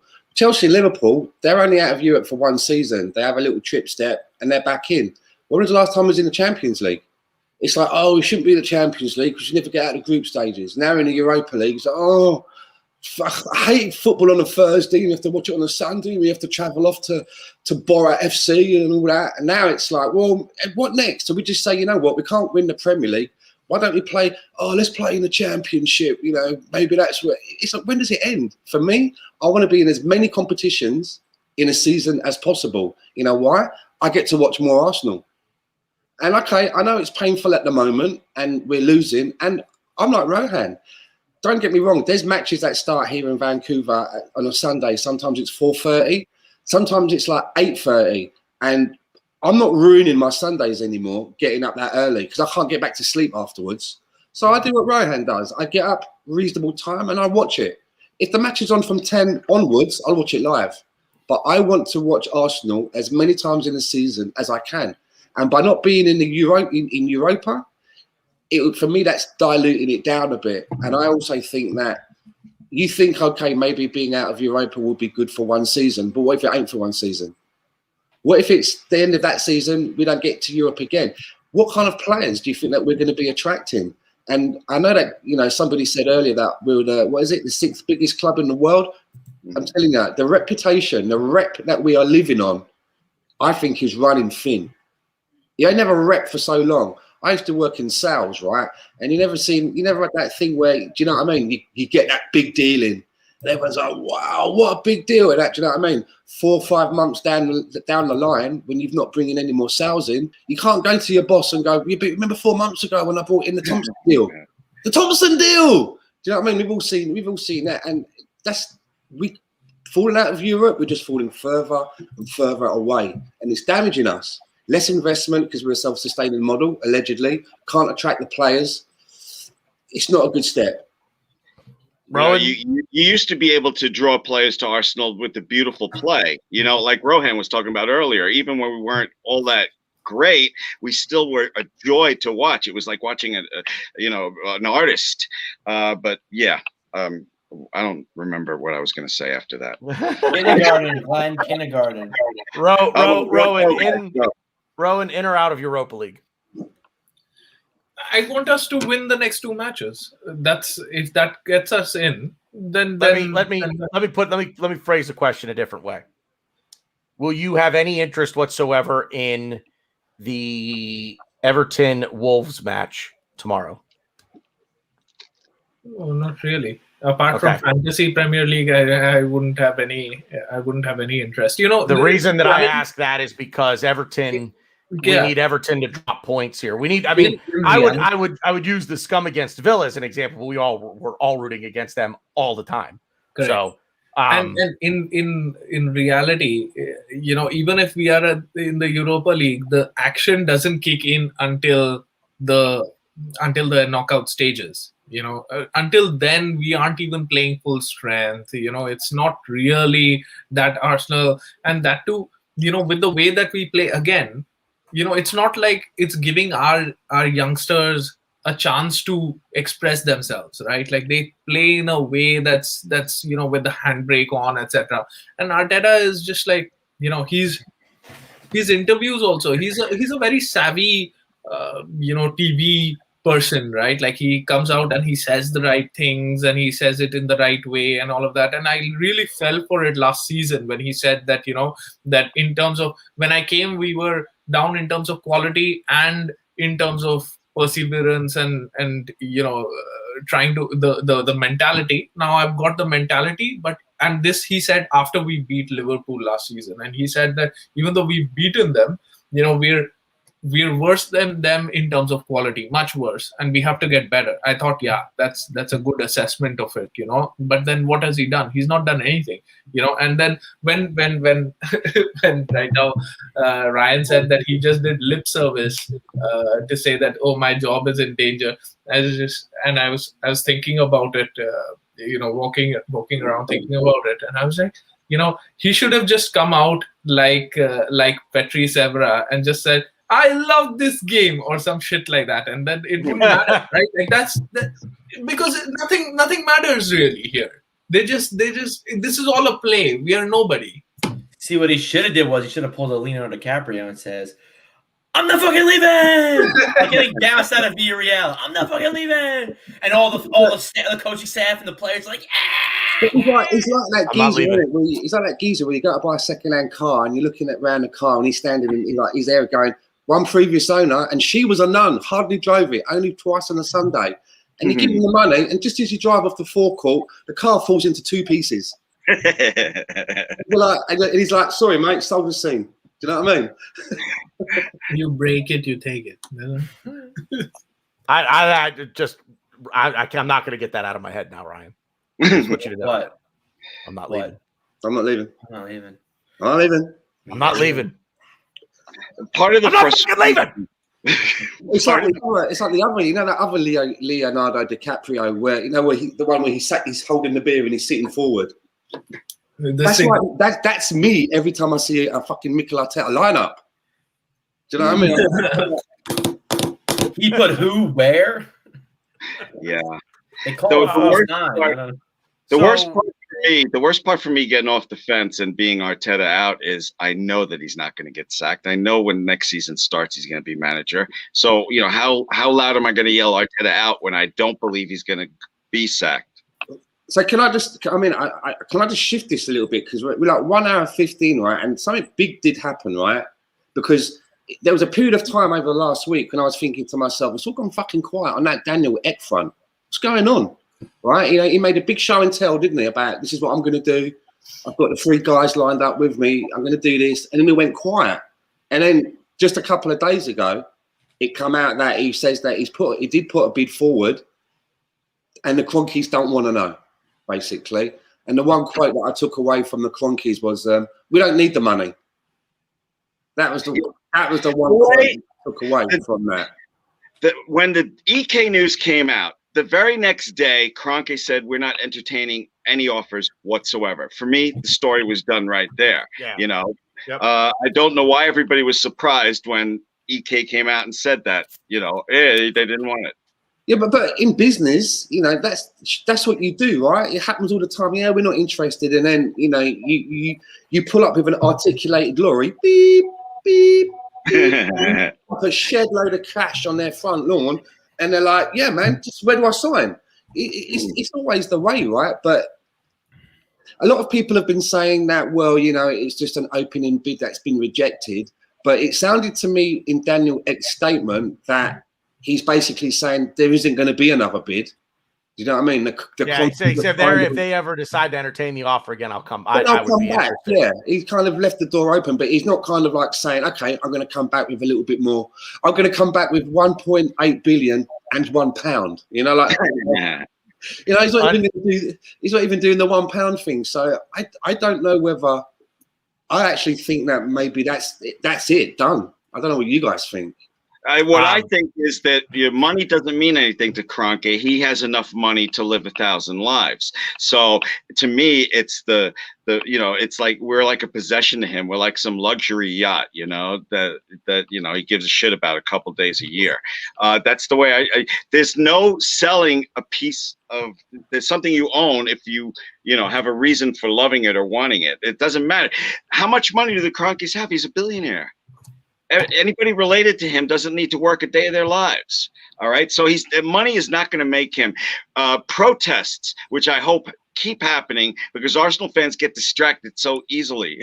So I hope that, everybody stays on point about what they tried to do with this fucking Super League. I mean, I keep bringing this up, but when people were chanting Wenger out, people were there's people in the chat saying that YouTube is down and they're saying that they can't see the video. They can't watch the video. They can only see the chat. Yeah, YouTube's down. Yeah, so we can say anything that we want right now. Refresh. Yeah. Pretty much. I've been refreshing for the last half hour. All right. No, it's working. Oh, is it? Oh, okay. If you're watching this, may I just retract me saying tits 5 times? I'm old. Sorry. I'm old. I would have just he does watch these, put it back in. All the time. I send her the links because we don't get to see each other so much. She lives in Europe, right? I live over here in Canada, and she loves watching these because to her it's a way of feeling a little bit close to her only child, right? So yeah. Aww. She knows all of you guys, man. She knows all of you. She talks to me about some of you. I'm not going to say what she says about Ryan, but she knows. I was just going to say that. I was like, I can only imagine what she says about me. Rohan, what were you flashing us a picture of, Rohan? No, it's just buffering. Oh, okay. Ryan, it's usually kind of things like that mouth. Yeah, my mouth is a lot worse, so I'll take it. From the mouth, she's, Can't help it. What was I say, Glenn? You brought up a really good point, though, and we can't be distracted. And I bring this every week, I feel like. But when we were trying to get Wenger out, everyone was like, Wenger out, Kroenke out, Wenger out, Kroenke out. When Wenger left, the Kroenke outs, they quieted the protest. They quieted. There was no Kroenke out. There was only Wenger out. No, there were Kroenke out protests. There were banners. Kroenke and Wenger. The smaller banners. Yeah, but there were still protests for Kroenke out too. But once Wenger left, they were like, all right, cool, put on the back burner. Kroenke, we don't like you, but we're gonna not protest anymore because we got what we wanted. And I don't want Arteta to get sacked and people be like, "Oh yeah, you're cool, Kroenke." No, I don't think there's any. I mean, maybe you guys think differently, but to me, there's no amount of money they could spend that'll really have me back them. Because it's not about money. No, I agree, and that's why this needs to keep persisting. You can't just because you get one wish. It's like, all right, cool, we'll shut up for a little bit longer. No, you gotta just keep going. He's like, you know what he's like? He's like a Mormon when they could marry as many women as they want, and Arsenal's like his fourth wife. He barely pays attention to. Mormons can do that. Mormons can do that. Oh, they used to. I don't know. I'm converting. I'm converting. I'm gonna look into this. Knew that was coming. One's enough for me, thank you. It's too much for me. Yeah. But seriously, yeah, Kroenke doesn't get it. You know, if he goes out and does a BG and gets Mbappe for Arsenal, you know, like you did in FIFA, you know, I still would want him out. But he does a what? Oh. Dude, when you said BG, I immediately thought ball gag. I was like, that doesn't really make sense. Fair play. If you think about it, it does. Yeah, it does. It does a little bit. He's got this egg guy has got some publicity what he wanted. These guys are not selling. If you are going to go in and pay just the market price, it's not going to someone who doesn't want to sell. They're not going to sell. You have to pay over the odds if you really want to buy it. But this guy doesn't have that much net worth himself. You know, whatever he is. This was nothing more than a publicity stunt to drive shit for Spotify. Yeah. That's all it was. And again, he was never buying the club. And again, you know that with his offer, right? Like because people like Vieira and people like Thierry Henry, who came out on Sky Sports and he said that he was backing him in the bid, etc. You know, all of those people, they must have known that what is the, you know, if these are things that we talk about, that 1.8 billion was never going to be acceptable. You know, what did they not ask? Do you have a second offer, a third offer? What's your fallback position, etc.? That's how negotiations work, right? Like that's how any negotiation works. And what they didn't have anything. Kroenke bought Arsenal for 1 billion, 1.8 billion. It's not a bad return. Not when the club's worth more than 2. Is that what the club's really? Is the club's worth more than 2? $2.1 billion according to Forbes. Say again, it's worth $2.1 billion according to Forbes. And if somebody does not want to sell, then you have to pay them over the odds anyway. Yeah. It would have taken at least a $3 million bid, in my opinion, to get them to even listen. He came in with a bid that he knew would be rejected out of hand. And the fact that he said, you know, the way that, okay, well, they're not interested in selling. So if they ever change their position on that, I would be interested in having a conversation. That tells you all you need to know right there. This was nothing more than a publicity stunt, and it fucking worked. Because if you go back when the story broke that he was interested in trying to put together a bid to buy Arsenal, Spotify premium subscriptions skyrocketed. Because Arsenal fans are like lambs to the slaughter, man. Like, oh, well, let me go get my Spotify premium subscription now, and I'll help fund the cause. So listen, I think YouTube's down. It's not working. Yeah, YouTube is completely shit at this point. So if people play this back, will they get the buffering, or will they actually get what we're saying? I hope they get everything we're saying. I would imagine that's the way it works. Because we're basically like dead air now. So I'm going to drop a quick joke, right? So I rang up. What is it? What's the joke again? What is it again? That was it. I rang up Domino's last night and I ordered a Crusty Supreme. They sent me Diana Ross.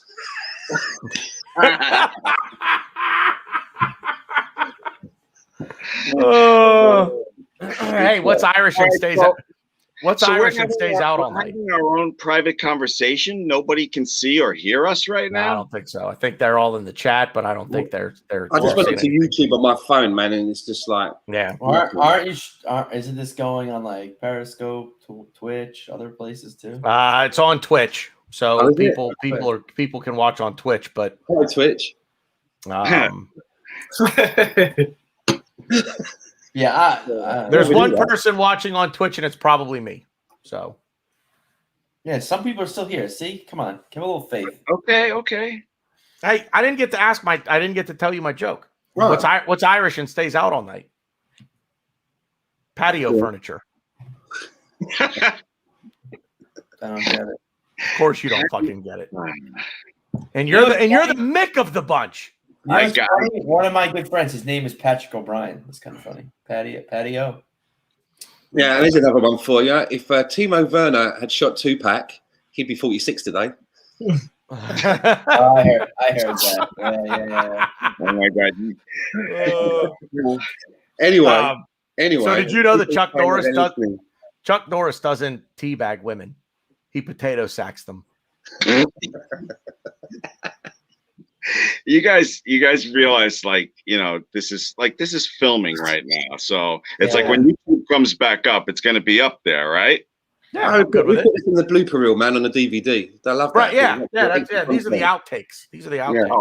Oh, okay. So, we've done Daniel Ek then. That's happening. So what else is happening? David Luiz is leaving.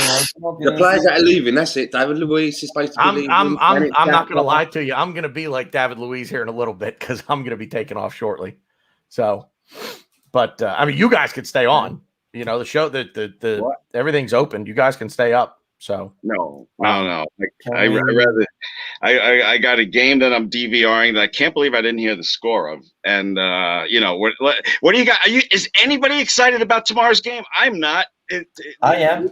I'll tell you this, and I'll be at work. I'll be at work in the afternoon, so I'll have the game on the TV.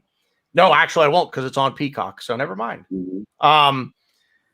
Depending on other results, I could be excited because if other results break our way, then the weekend means a lot. I will answer Thomas Morgan's question from earlier about being in Europa League versus the year off. And I'm going to take this opportunity to kind of get in my last thought because there's just one thing on my mind. But I am very much in the boat with Stan. I just, as painful as it might be sometimes, I look forward to watching us play. I look forward to the game. I don't necessarily look forward to watching us play, but I look forward to the match. And I want as many games as possible.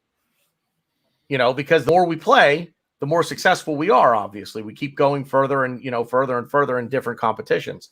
And I've said before, I'm selfish that way. I just want to watch. I just want there to be a game to look forward to.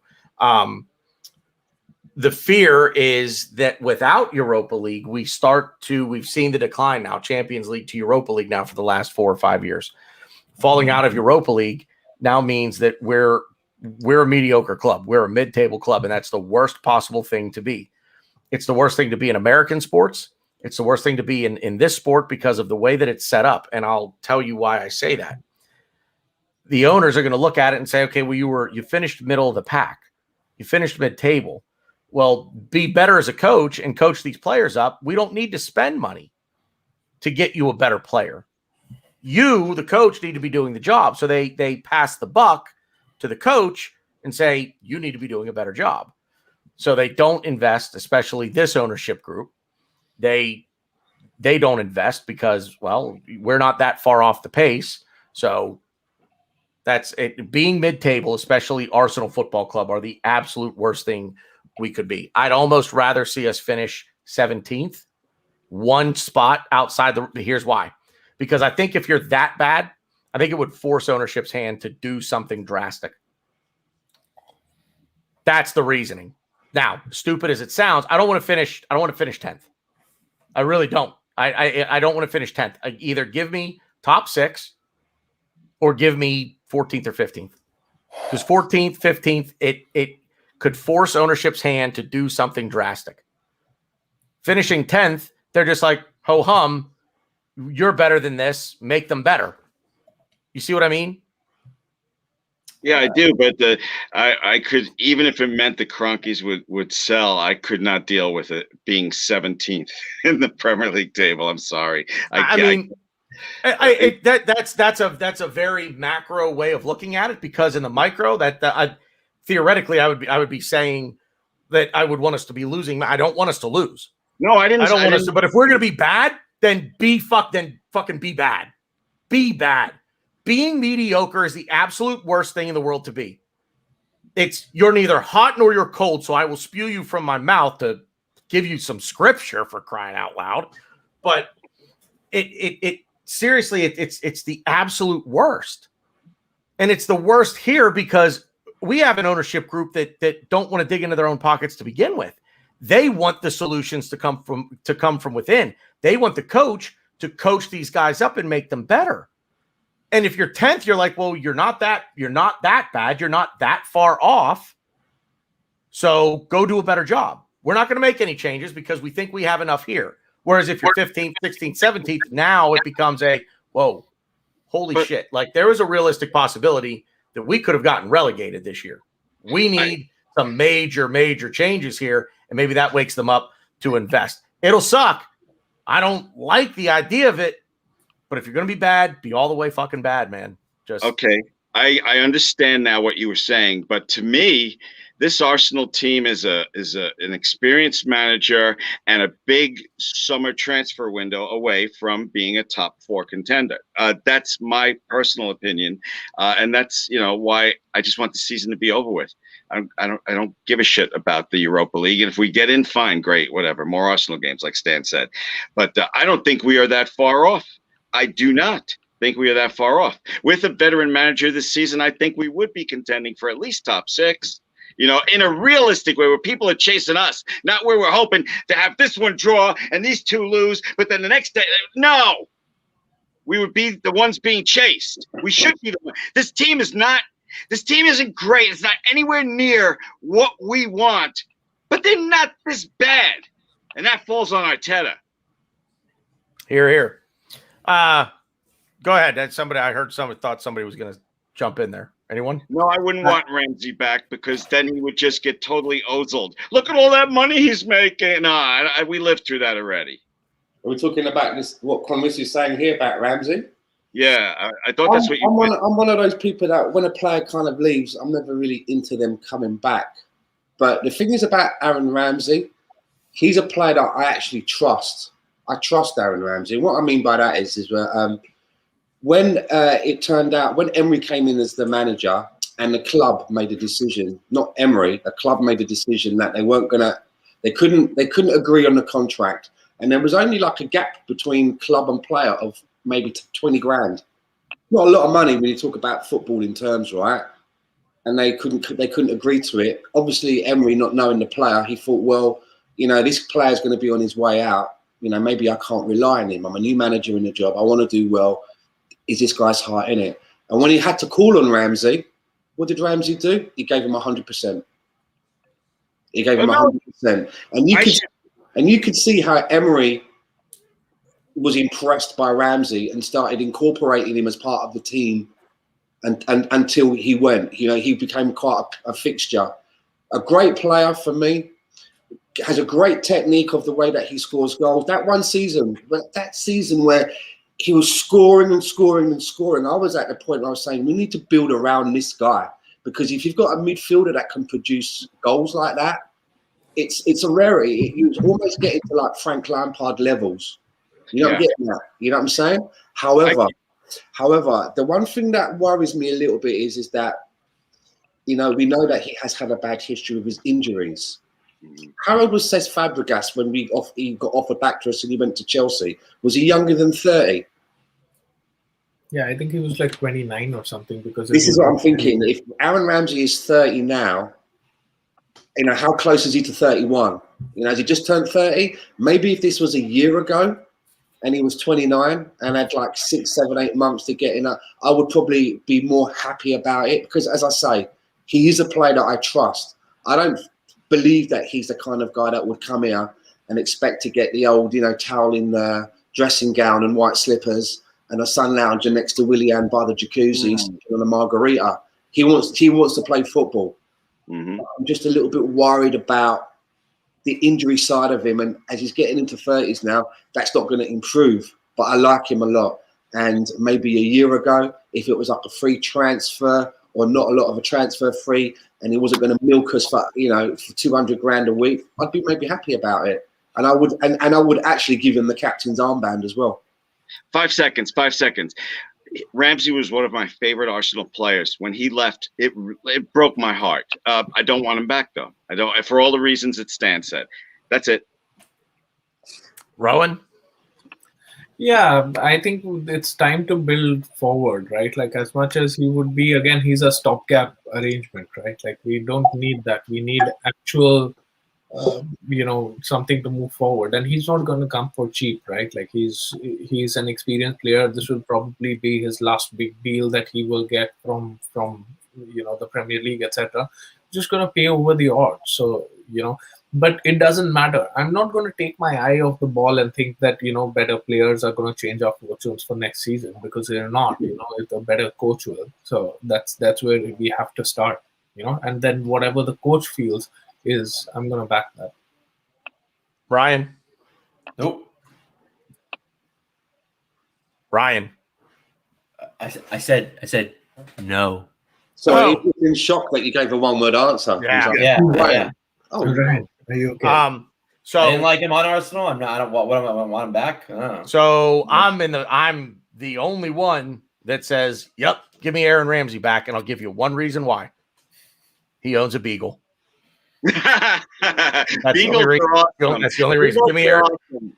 Beagles are awesome, but unless we can sell Willock for 25-30 million, I'd take Willock back before bringing Aaron. Glenn, I'm with you on this. I'm with you and Stan on this. Aaron Ramsey he's absolutely one of my favorite all-time Arsenal players. If he could have stayed healthy, he could have been an absolute world-class player. Absolute world-class player. Couldn't stay healthy. 30 years old. He's beyond, like Stan said, he's getting into the neighborhood of it's not going to get any better now. And he would not accept a 3-year deal on $100,000 a week and a reduced role. Just don't see that happening.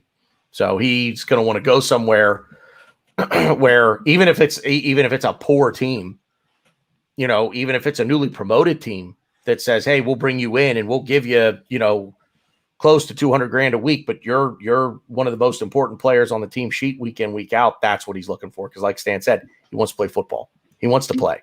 The perfect scenario would be if we could get him in for, say, maybe like a year and a half, give him the captain's armband. He'll have like a David Noble role.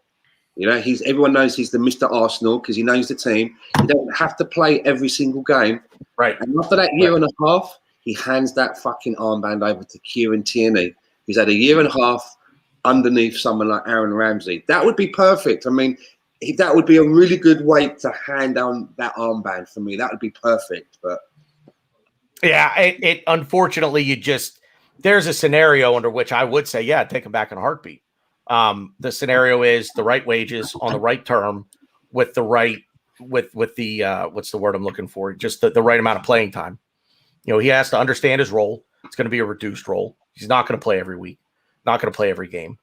He's not going to get $200,000 a week. He's probably not going to get $150,000 a week. Probably get around $120,000 a week.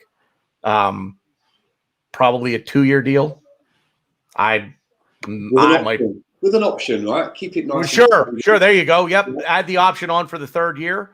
If that were the circumstance, if we could get him on those terms, I'm on board. I'm on board with that. Yeah. But what he'll want, I just can't. I can't say yes to it.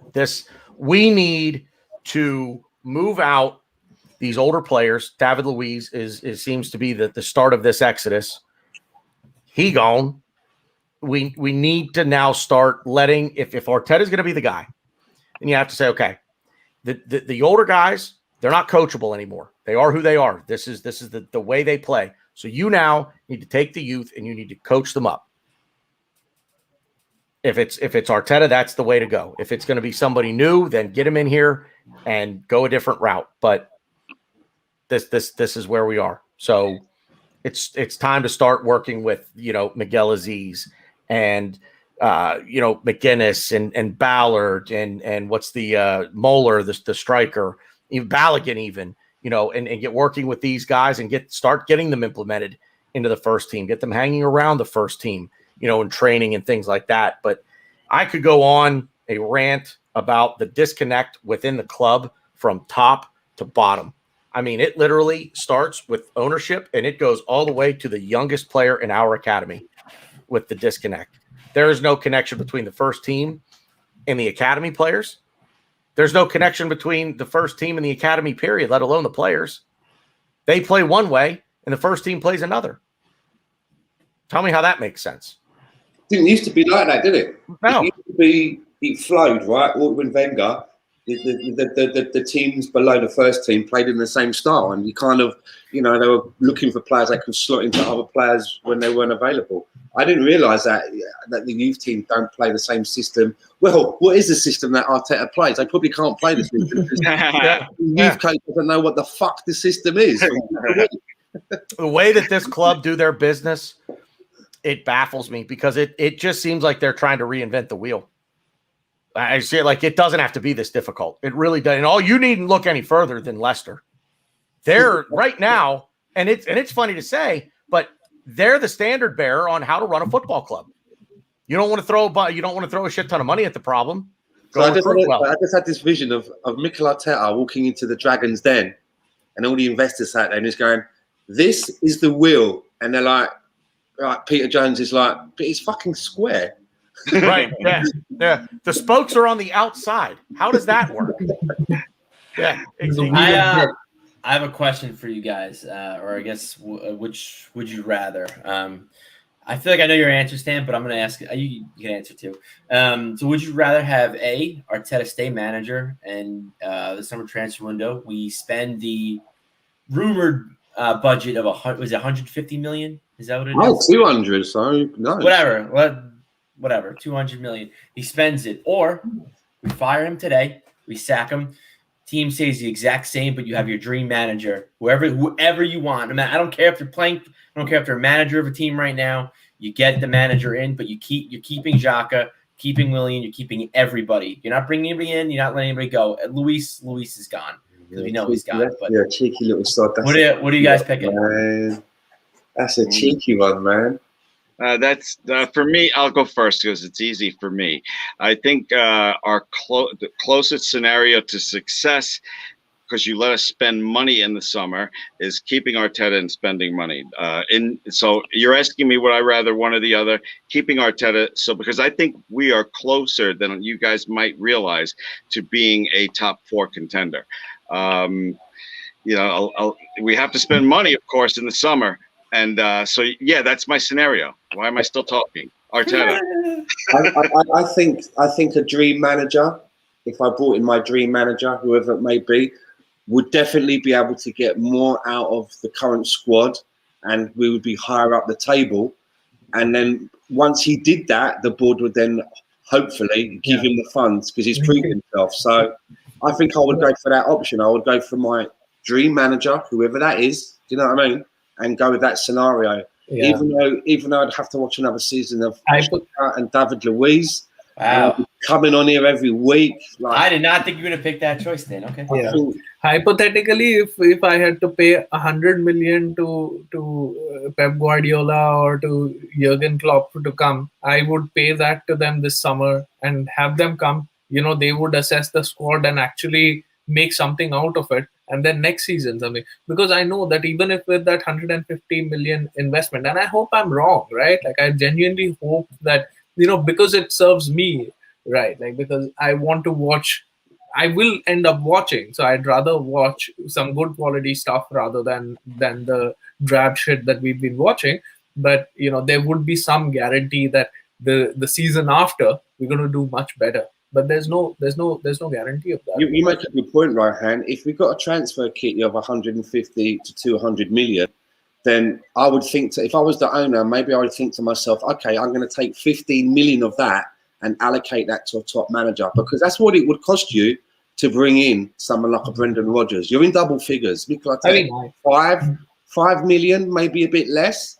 Sarri, he's on 4 million euros. So if you got a budget of 150 million or 200, it would be wise to take 15 of that and use that to get a manager who's on maybe 12, 13, 14, 15 million. And again, I will say like a Brendan Rodgers, or as some people out there like a Conte. I think Ryan's big on a Conte. You'd be in the same ballpark of what you'd be paying the wages. So isn't that a wise use of the funds? I think it would be.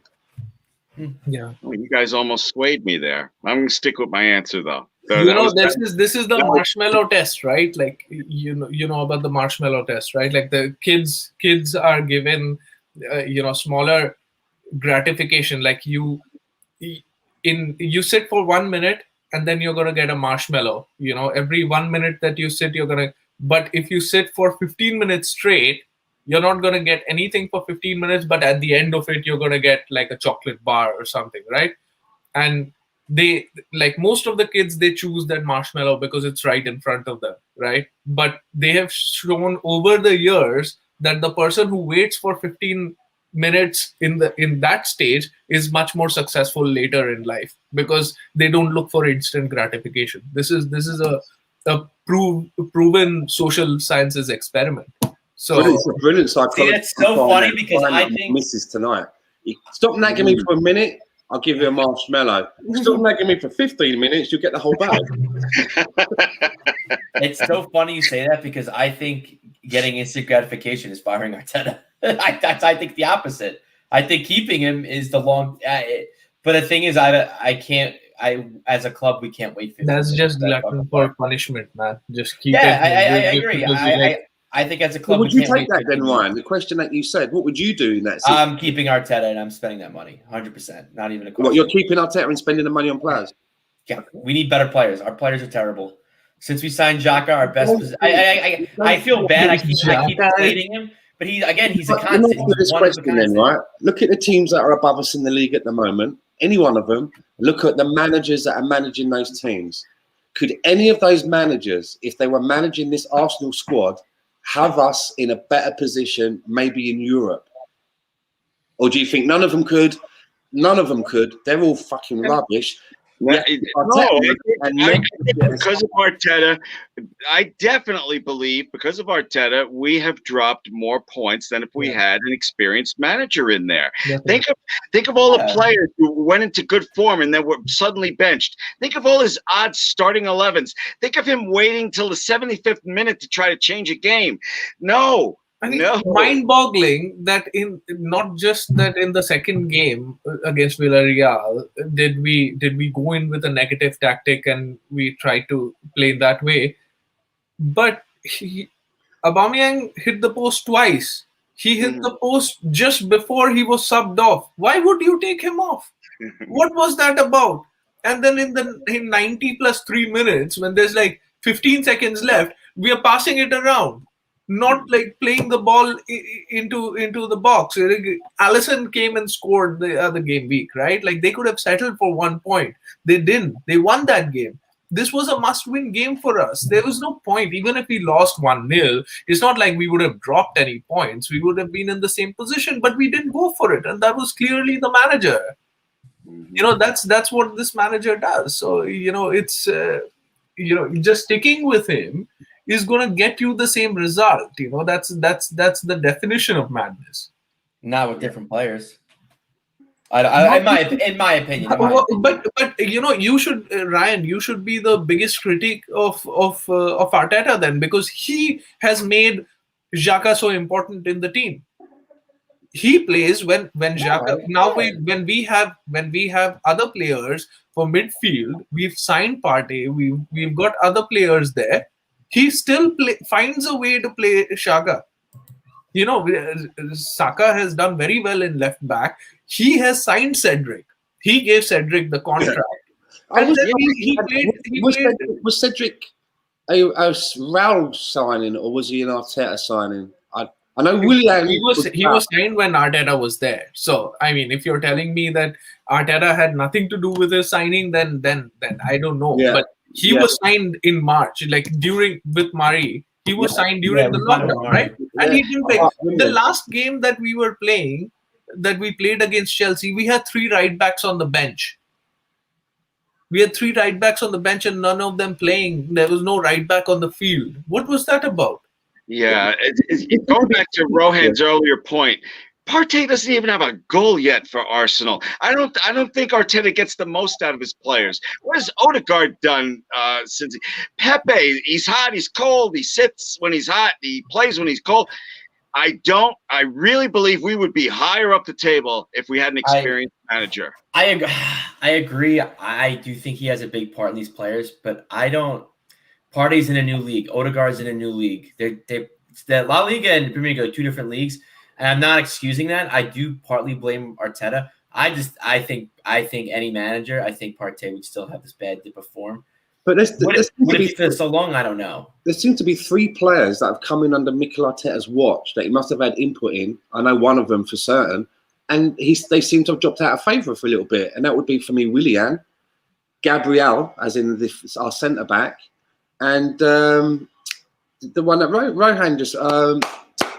what's his name? Odegaard? I don't know what he said.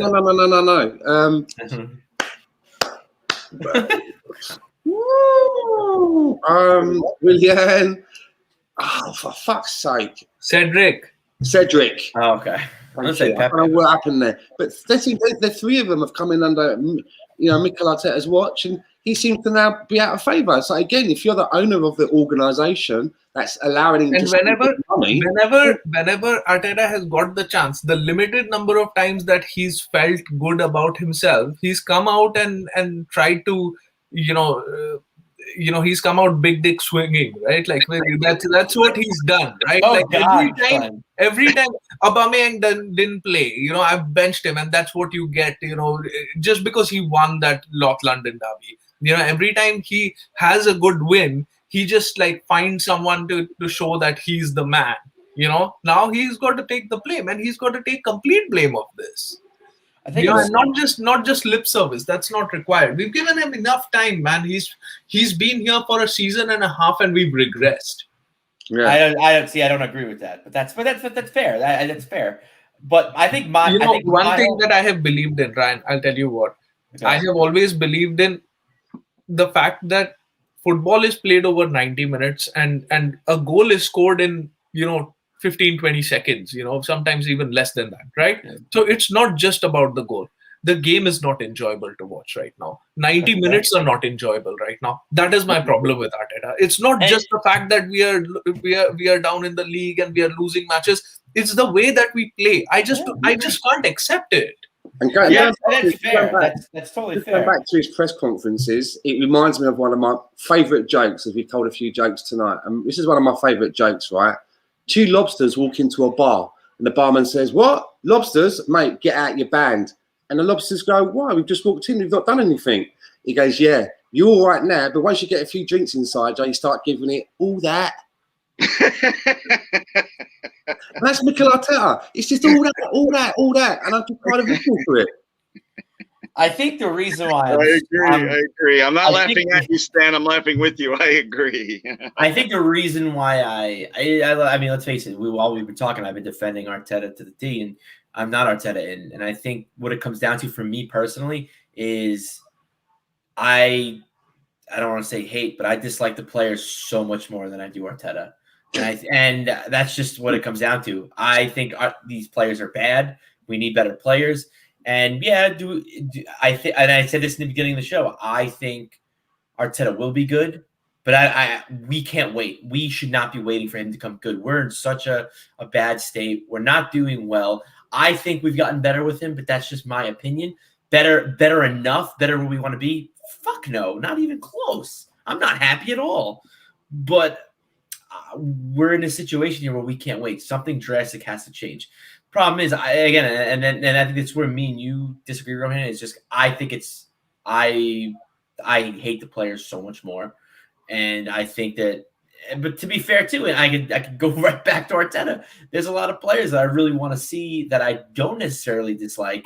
Arteta's not playing. Let me ask you this: Do we have more quality than Leeds in our team? Of course, yes. Yeah. Individually, they play better than us. Individually, yes. As a team, no. So how come they play better than us? We're not a good team. They're around about the same position as us. In fact, they're above us. We're not a good team. We're not a good team. Let me ask you this, Ryan. Right, the summer comes.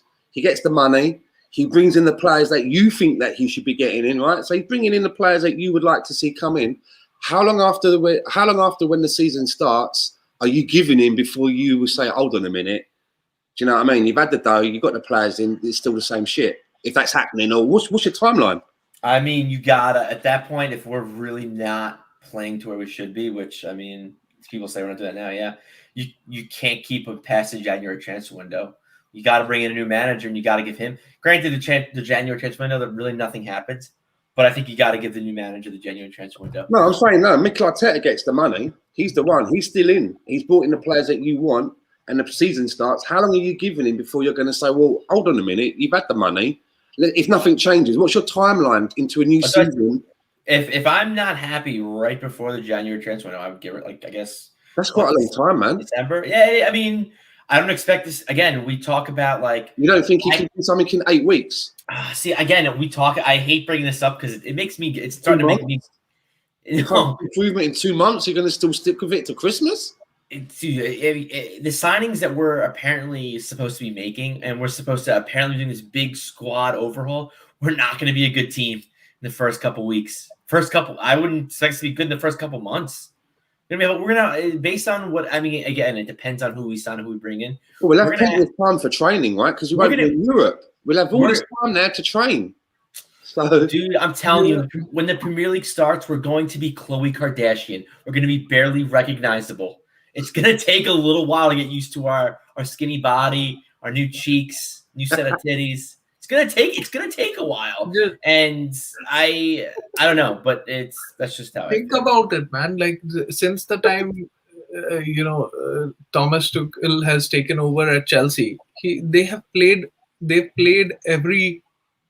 almost every midweek as well, right? He's had no. They have way better players than we do. They have way better team than us. But would you have said that before December or when they lost against us on Boxing Day with a defense like Christensen, Rudiger, Zuma, and Thiago Silva, that they were going to be as good as they are? They've beaten Atletico Madrid over 2 legs. They beat Real Madrid over 2 legs. They've beaten City twice. They've beaten Liverpool a couple of times already. To be fair, you're gonna laugh me around. They haven't impressed me. Experienced manager. That's what happens, right? Frank Lampard got given a piece of the kingdom, right? Okay, they had that little bit of a transfer where they couldn't do anything, but just before that, they managed to bring about 2 or 3 players in. So he wasn't quite naked in that first season. And then the next season, what did he get? They gave him 200 million. Yeah, go out and sign whoever you want, Frank. Do you know what I mean? Here's the keys, mate. Do what you want. He brought in Timo Werner, all these other players, Kai Havertz for 80 million. It wasn't happening. It wasn't happening. They brought in old Tommy Tickle from PSG. He's got the same players. He's not added anything. It's just an experienced manager. And now, all right, we all laughed at them. They've had a few hurdles. But from where they were under Frank to where they are under Tommy Tickle and fighting now for a Champions League final, that has to, for me, that's another sign of it's not about the money. It's not about the money you give to a person. It's about it's a team of people. We've seen it happen at Real Madrid where they've had teams of Galacticos. Every position is a big name and the manager's a great manager, but the fit's not right. And they fall at the last hurdle. This is hurdle. And this brings me all the way back round to where we started at the beginning of the show about Leicester. Look at when Leicester won the league. Look at, Wes Morgan in defence. I mean, this was not a glitzy, glamorous team. It was a team, though, that functioned. Everybody knew their job. They all knew what they had to do and function as a team. And we don't have that. We've got better players. Yeah. But they're not being. I've said this. We don't play well as a team. We've never played well as a team. If you say that Arteta is the project and that's why he doesn't give a shit and that's why he does whatever he does, then I would hate it. Like, if I were you, I would hate him more than I hate him now, because he's put himself ahead of the club, right? He will not change because he thinks I don't agree with that. I'm putting his system ahead of the players. I agree with that. No, but at the end of it, who's losing out? It's the fans who are losing out. It's the club that is losing out, right? He's not put it against ahead of the players. He's put in the short time, yes. Long time, I don't think so. I don't agree with that. Long time, no. But why not? This is what has happened, right? And it's not like he's been here for 5 seconds, right? Like he's been here for a long time. This is the thing. Come on, this is the problem, Ryan. This is the problem with us Arsenal fans, that we just give so much leeway. A season and a half is not enough for us. If Thomas Tuchel had taken over for us and he hadn't been good, people would have just said that, oh, it's because he hasn't had time to work with them on the training field. He's not had time here. He's not had time there. Look at him. He's come in. He's got them to the Champions League final. Antonio Conte came in to the Premier League first season, won the Premier League. There are many coaches who go in there. Inter Milan had not won the Serie A for 10 years. He won it in their second year. He was managing Leicester when they won the league. Claudio Ranieri. He's not. You want to know what the constant here is? You want to know what the constant is? All those players you mentioned. There he is. All the players you mentioned, Rohan, they all have better players. They're a better team than we are. Shocking. No, but why should we not be a better team? Like, we don't have good players. We don't have good players. We are better than Inter Milan. Let me tell you that. I don't agree with that. Yes, we are. We are better than we are. We are better than we are in the standings. Not on the left. Yeah. Yes, you're right. Chelsea's a better team, but we are better than where we are in the table right now. And I think that comes down to the manager. I don't disagree with that. We've beaten Chelsea twice. Just think about it. We've beaten Chelsea twice. So we've taken 6 points off of them. But over a 36-game season, we are much behind them. Just take away 6 points from we've taken 6 points from them. Just think about it. They're still miles ahead of us. Just like Leicester when they won the league. Do you remember when we beat them with the Danny Rice? We were the only team to beat them. We still couldn't get to that little bit. And I know you don't want to hear this. Season for me as an Arsenal supporter, I'd have to say that season where Leicester won the league for me is one of the biggest seasons where you blew it for me. We had it all. Some of the big clubs were going through their changes. It was open for us. And we totally blew that one right out of the water. Yeah. We were a consistent striker away from winning the league that year. Exactly. And that's what happened against Chelsea this game also. It was Giroud being Giroud that they lost the game, right? That was one good piece of thing that I took away from the game, because other than that they were all over us. But they didn't score, so there's that. We won 3 points. Baby. So then you're saying that we are playing better in so many games, and that's your defense. But as soon as I say that we've not played well, but we won the game that they didn't score, like what? You can't have it both ways, right? No, I think we're getting better. Is it to my liking? At what? No. At what? Because we are getting better because we had no wins for 2 months between November and December. Like, is that the basis for saying that we are getting better? We've got 55 points. Okay. Yeah. We have 13 losses. Again, I still think we're getting better. I think we're compared better to than what? Compared to where Emery left us. Let's keep the band really small. We've not improved since the last manager that we had. So what? I think so. I think so. I think we've improved since Emery left. Better in the league. I think as a team that's just my opinion. To a final. We didn't even get to the final.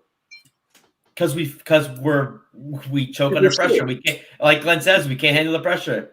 But again, I chalk it up. Who's that? Who sets the tone? Who sets the tone? The main man. I'm not this. I don't get this. I'm not upset in. All I'm saying is and you weren't here for this, Tanner, but all I'm saying is I'm not a huge Arteta guy. I'm more leaning out than in, but I don't consider myself either or. But I hate the players more than I do the manager. So that's why I'm so, that. Yeah. Players are terrible. I don't like that. To let you know, Tanner, while you were away and your back was turned, you all got Ryan in the corner and duffed him up a little bit. Damn it, I missed my chance. And what Carlton has written here is correct. Like, he's the one who signed these players. There are a lot of players that Aubameyang, he has given the contract, right? Like, that you don't like. He has given him a contract. You won us an FA Cup. I mean, most I'm not saying all. No. I would have. Most people would have been like, yeah. Of course, that's a no-brainer, right? Like that I can still forgive. What about Murray? What about Holding? Like, one moment he was off to Newcastle, the next moment he's got a new contract. Injuries, and we need him for depth. So you give someone a long-term contract because of that. I saw a huge section of our fan base saying that Pablo Mari should start ahead of Gabriel. Can I say something? Because at 12, I have to make sure my son gets to bed, and it's 3 minutes to midnight here. I think in the situation we are in now, we need to be ruthless. That's why I want Arteta out, and I think it makes sense. I understand tradition of us, giving a manager a lot longer than every other team in the universe would give him, but I think we need to be ruthless. Guys, this was a pleasure, a lot of fun, a lot of laughs, but I gotta go. Thank you very much, and I'll see you all soon. Okay. See you, Glenn. Bye-bye. See you, Glenn. Cheers, Glenn. And I don't have much longer either, gentlemen. Yeah. I'm kind of ready to. I've got a couple of chores that need to be taken on.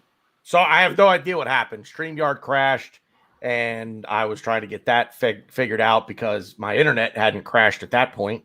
So I still had access to other things, and I apologize. Very unprofessional to not be a part of my own show. So, but yeah, it is pretty messed up. I'll expect the fine in the mail from you guys. So, yeah, let's do final thoughts. Stan, I'll start with you. Great chat tonight. Really enjoyed listening to what everyone had to say. Some good stuff going on in the chat box. I mean, we were just shooting the shit, right? We didn't really focus too much on the game. We're at that stage now where we're talking about the whole overarching thing that is Arsenal. And for me, we didn't do a show last week. I was really looking, as tired as I may be from last night, I was really looking forward to catching up with you guys and just having an opportunity to get some of this Arsenal bullshit off of my chest, because it is becoming like a little bit of a therapy session, right? So, yeah, my final thought is cheers to everyone for turning up. If you're listening back on the playback, thanks for hanging in there. And again, thanks to the 3 and 4, if I'm including Glenn, for some good chat tonight. Cheers, lads. Yeah, likewise. Rohan. Season coming to a close, so now we look forward to what happens at the end of it. We've got to be decisive, and we've got to, the next week, actually, the season will be finished, and we'll be talking about post-season stuff, right? It's always a pleasure talking to you guys and getting things off of my chest. And, of course, we all have unique opinions, and that's what makes all of this great. And, respect all of that. So, yeah. Great being on. What? You said that. Ryan? No, I couldn't have said it better myself, Rohan. It's fun to talk to you guys as always. I love the fact that we don't agree on everything. That makes it fun. And I think it makes it especially fun, at least for me personally today, for this show, because me and Rohan disagree on pretty much everything today, but I completely see where he's coming from, and I disagree with it, but I agree with it. I know it makes absolutely no sense, but I see where he's coming from, and it's always good to kind of see something from a different perspective. It's almost like you can see what the other argument's about, and I get it a lot now with how Arsenal is, but you've got your own beliefs, and you're just trying to stick to what you believe is how a club should be moving forward, right? That's what it is. Do you know what I mean? How you want to see us run, how you want to see us progress. You've got your idea about it, but you can understand where the people that disagree with you, the points are valid, and I get it as well. And I guess my overarching take on Arteta is I think he will come good. I think he will be a great manager. We don't have time for this. We don't have time to sit around and I think Rohan has said it on multiple shows. He needs to cut his teeth somewhere. He needed to cut his teeth somewhere. And to be fair, too, contrasting to what Rohan said, he did nothing in Man City. Well, he was, again, assistant. I get it, picking up cones. We could argue whether he did stuff or he didn't do stuff, but he was a part of the coaching staff. Probably the best Premier League winning team ever for Man City when they got 100 points. And he won the title with them another time, too. So he does have some kind of accolades. Yeah. Now, how much do you want to hold it to? That's semantics, and I can totally get that. But yeah, I'm just so against the players right now, and I think I'm so tunnel visioned, and I'm not saying it's a good thing, but I just hope that we could make the right moves this summer, and I hope we can make some good signings, and I'm sure we'll be linked to Draxler and Benzema and all the goodies again. So that's gonna always be fun. But yeah, good show as always. Yeah. Again, final thought, just sorry that everything crapped out on me there at the end, but We got it worked out. I got back in here. I can now end the show because the three of you can't, unfortunately. But I echo the same thoughts of all of these guys. It's always good stuff to come in here and chat with you fellas, Glenn included, in that I'm glad he's a part of the team. He definitely brings a bit of a different element to the show. But yeah, that's a good idea for a show, Stan, sometime is all of our ideas sort of on how to progress things, and just let us get those ideas out there and how we would, build this back up, so to speak. Maybe something we can do after the last game of the season. We'll have a round table. Yeah, maybe. Well, we're gonna have a brief town hall meeting. We'll have a town hall. Exactly. Yeah. A little town hall meeting. I like it. That's all we got for you guys. We will be back next week with the postseason wrap-up show. We'll give you Player of the Year, Most Improved Player, Young Player of the Year, different things like that, and just basically a review of everything that was, I'll say at this point, a rather forgettable season. But hopefully you guys will join us all next week. Same time, same channel. Hopefully internet connections are all working better next week. That's all we got for you folks. Good like, footy share, subscribe, please. Like, share, subscribe. Good footy talk, folks. We'll see you out there.